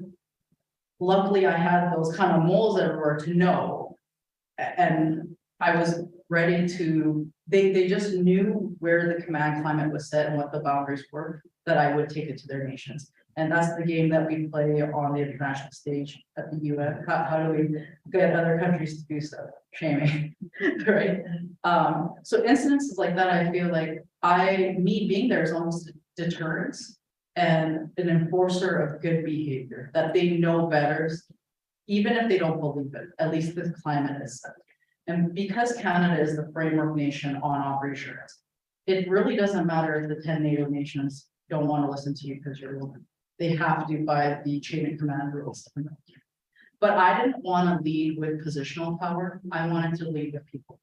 So right away, I got to work with these 10 men who are like my brothers, and they're still texting me. So it just goes to show you that just connecting with people on a human dimension can really transcend culture, language, lived experiences, belief system.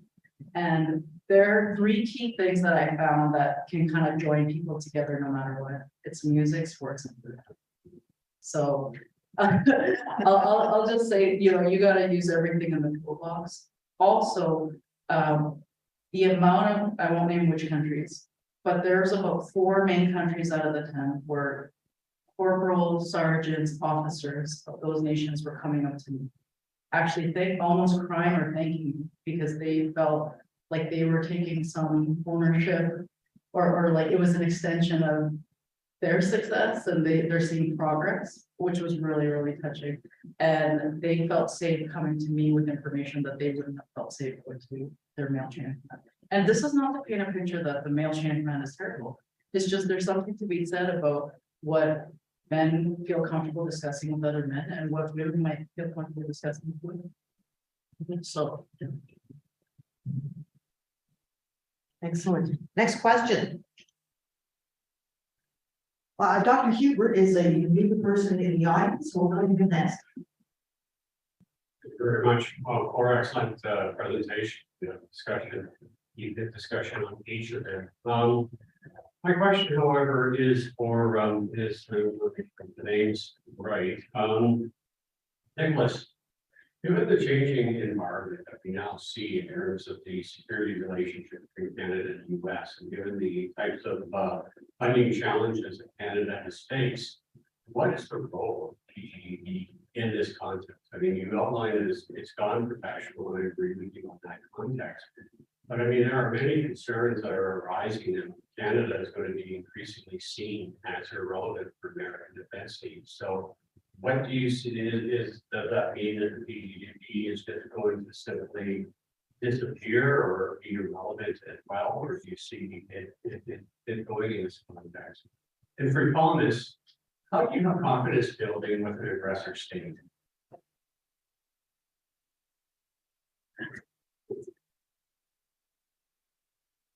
You say Canada seen as not homeless weight relative to the Americans or relative to the Americans? PGE is not the place to sort of hide for technical discussion about patient or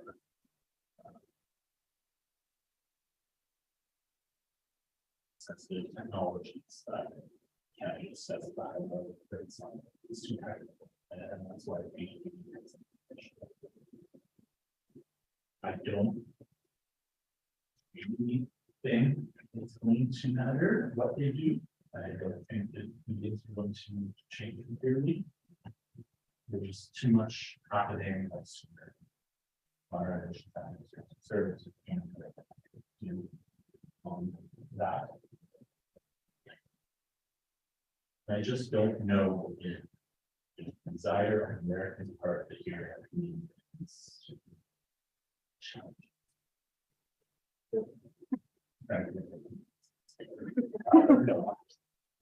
What? I don't know who's watching.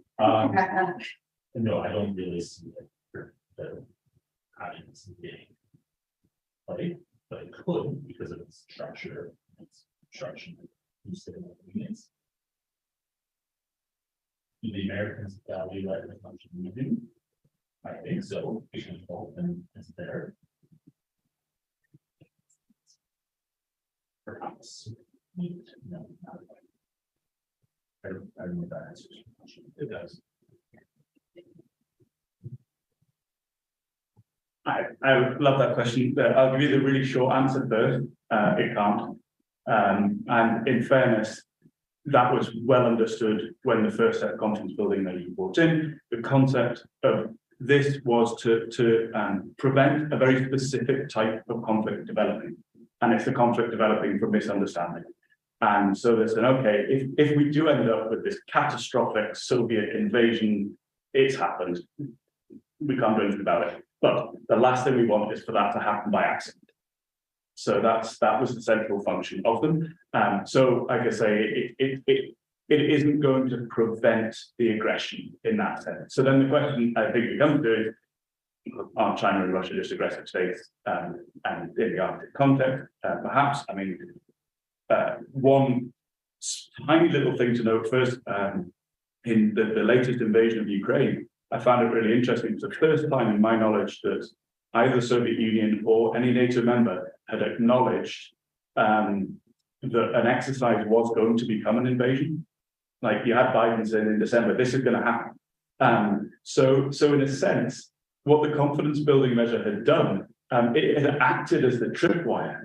And it's actually to show you that an actor is aggressive in a certain way or in a certain type of way. So what I think they're potentially useful for is to getting slightly more nuanced. And it comes back to that, what are you building confidence in? And I don't think, given the current environment, and given Russia being what it is, it can't be all encompassing in the Arctic, much as we might like it to, because I don't think the intention is to play nicely anyway. But what one might be able to do is say, okay, if Russia is concerned about certain dual use basing in a certain place, and we know that that is actually not a threat to them, okay, let's be open about that and use that as a reciprocal, in order to press for a reciprocal arrangement, which allows us to see something of theirs, whether that's the pressure, long-range bombers and the like. And the key there for me is, again, that then becomes not capability building, but it's about determining intent. So if you come to an agreement that, look, we know the rule is stay out of our airspace, the new rule is everyone stays 20 kilometers outside. Forget the function of it. The value is, well, if you come 19 kilometers, you're no longer playing by the rules. You're not playing by the rules. We've got a problem. So you can't use it only as your only intelligence gathering tool. But I think there is still a possibility to use it for a method to better understand the adversary's intent. And that's potentially helpful. Like I said, if the whatever hits the fan, like it's out of the window anyway, and it might be that we're too far gone in the Arctic already for that.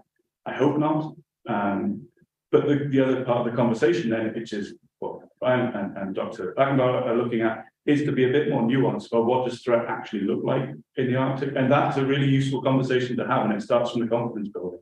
And what do you need to see in order to be happier with the environment? I had a fantastic interview with a very senior Russian diplomat, and his primary point, and it was the one point after thinking about what he'd said, which I actually agreed with, and he gave me like the steer on this. He said that we've got these blanket terms, but what we're worried about is very different to what you're worried about. So why are we agreeing the same things? Why can't we open the box again and you tell us what we want to know, we tell you what you want to know? Obviously, they're not going to do that, but the principle holds. And I think that's the opportunity for a conversation. So yeah, you can't stop an aggressor. This is not going to do that, but it might tell you when they're about to be aggressive.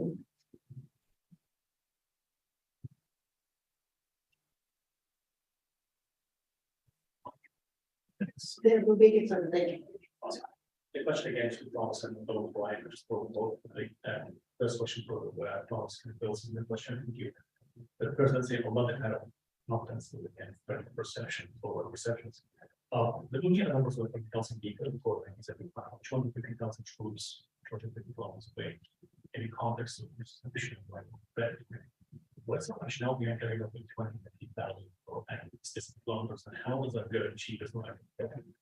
800 ISIS men took over an entire city in Iraq that was full of tens of thousands well-trained, like soldiers trained troops, well equipped with weapons, and tens of thousands of security forces who led the city to the battle.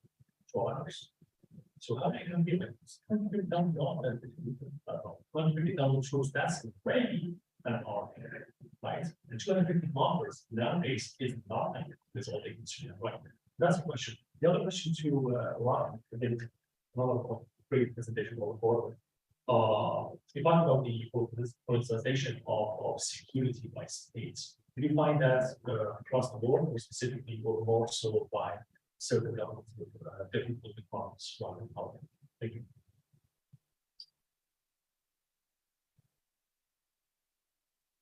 Thank you. Right, I'll try and give a rapid answer. It's really cool. I'm glad you asked it. So it's 25,000. I might have made a mistake on the side. It was 25,000 for within 250 kilometers. And the simple answer, it was negotiated. So at that point, NATO were. It sounds weird to think about this, but NATO were actually running bigger exercises than the Soviet Union in general. It was just what happened. So the Soviets wanted a higher threshold for numbers, because then they could run exercises which weren't captured by it, but NATO exercises still would be captured. NATO wanted to see further, have a bigger than 250 kilometer radius, because they felt like the Soviets could already see into NATO territory. We couldn't see into their territory. So they balanced it. I think the original request was for 450 kilometers, and the Soviets wanted 50,000 troops. And NATO were like, no, that's not going to work. So they balanced it.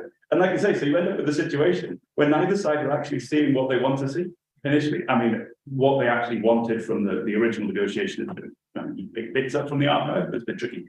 And then so that came down because they started to recognize, exactly as you said, like you can do a lot of damage with 20,000 troops.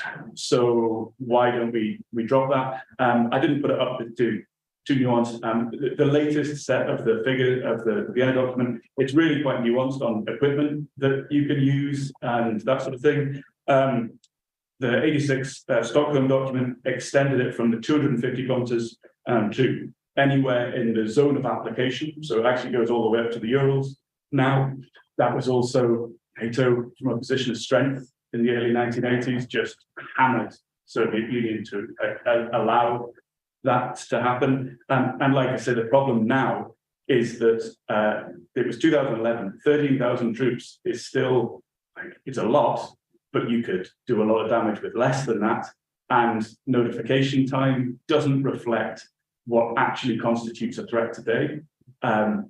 Russia is refusing to open it again. They're actually in breach of it. We're supposed to renew it every 4 or 5 years. And they've said, no, we're not going to reopen this because of the security environment is too tense right now. We don't think it would be helpful. It was pretty darn tense in 1986. So you opened it then. I don't know why, but probably. So they're refusing to do it because, in my opinion, they think they've got the better side of the deal right now. And if we did see it, I think we would have to explode it further to look at cybersecurity. Like, there's so many other areas that we're worried about, and we need greater confidence that they do not intend to do this bad thing. But that, like I say, it's come back to the problem of negotiation. Both sides want to end up using this to enhance their own capability and enhance their perception of the security environment, or their perception of the security environment is safe. And they're coming at it from different directions. So, thank you. For your question, I looked at Canada only. When is it politicization? It's when you're in government. So, for instance, I didn't talk about the case study, but Stephen Harper did a securitizing move around what has become the Arctic offshore patrol ships. He won government and then immediately had to start walking it back in that securitizing language. He had a bit of grace period because we always blame the Liberals for neglect. But as time went on, he was in power longer, he had to walk things back. Similarly, the securitization language for the Polar Sea was pushed by the Liberals in opposition. So they were pushing the government to do something. The government didn't want to respond. They did it very rapidly, got it out of the way, and it's just that was my observation writ large. Is when you're in government, you politicize. When you're in opposition, you securitize, and that seems to give the best political benefit to whatever position your parties are in power. Yes. Thanks. Any questions online? Okay. Folks in the room, other questions?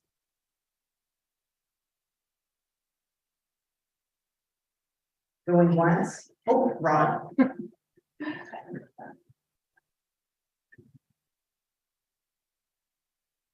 Thank you. I'm just taking advantage of someone else does, since you've had such a rich discussion. And then this one for you. And I'm afraid I didn't quite catch the title. Is it general or kernel? Lieutenant Colonel. As we move forward, I'm listening to your comments, and particularly on the morale and the efficiency issue that we sacrifice. But they're taking back the challenge that the Americans faced in the Second World War. They, of course, dealt with the same issue with African Americans. And I think of the Red Tails, I think of all the time once, they've gotten finally put in there, being a carrier after an African American or a state is Christian. But my question to you is to look forward to a geopolitical environment that is obviously going to have a much higher risk of war fighting rather than simply war deterrent, peacekeeping, all the elements we're used to. How do we then address the issues that you so eloquently highlighted?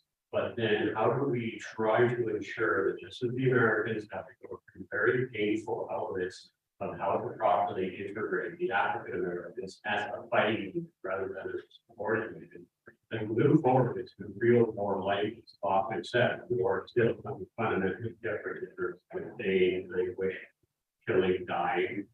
How do we then bring that factor into the preparation going ahead on top of the challenges that we've already identified?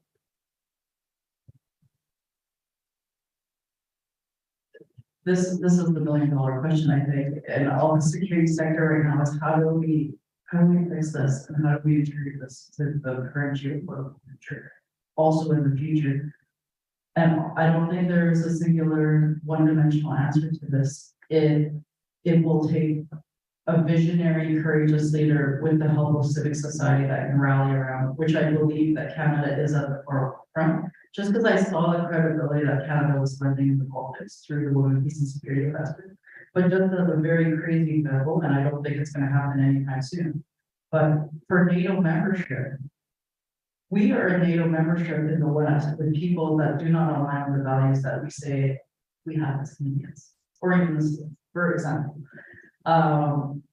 But we are now in business with them, and now with everything with globalization put on its head, where the theory was you'll never go to wolves when you're in business, right? Or that democracy is good, or that the hegemon should remain the US. All of these concepts that we have lived experience with, that we have learned in schools, and we believe are kind of turning on its head right now. So we're maybe at an inflection point where it's going to take informed civic society that can rally behind a leader, behind a country that will say NATO membership, because that is the only way that change can happen. Because right now, this is just going to continue being more appearance of activity while pushing things, good progressive things. I don't want to realize the amounts of amazing stuff that has happened over the last 20 years, especially in this space. But we'll continue to do it incrementally and slowly instead of just knocking down the door and seizing the opportunity. Because I do believe that the West is so privileged that we probably aren't going to face what Ukraine is facing. And for me, the question is never if, it's when. And that's why I say, while we are in the presence of relative peace and security, why not seize this moment to get it right now? And I'm just waiting for some courageous leader, visionary leader somewhere to start that fight so we can mobilize behind that and start having these frank, uncomfortable discussions with countries. But three things I think that it's going to bring in is limitless consumption, ungoverned capitalism, and algorithms. And if we don't find a way to control these three, we're in big trouble as a human race. When we lose that critical thinking piece. So the answer to everything for me is leadership. So I hope that answers your question. I know that. Any other questions? Got a little bit of time left. Rob, you have more questions? All righty. This brings our proceedings to a close. Thank you so much to all of our attendees, all of our panelists.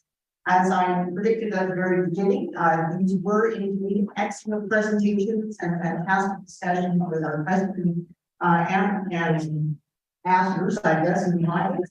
Thank you so much to those who are joining us or who remain from afar, particularly the tech department involved in the video. You kind of hung in there with us at the beginning to get the little owl over here doing the right thing. And thank you again, of course, to the staff, Yolanda, Mary, and Melissa. Without none of this would have happened because we would just like it to be in JC. Well, you know. So thank you again. I believe we have kind of a final event, a kind of informal reception at the last events lounge here. I think you were set to start that around 4:30 or so. I guess everybody has a map, so they know how to get there. Who's not from the campus. It's really not that far, but we'll probably kind of go over in a giant group anyway. And so with that, let us all give ourselves a big hand and thank you much.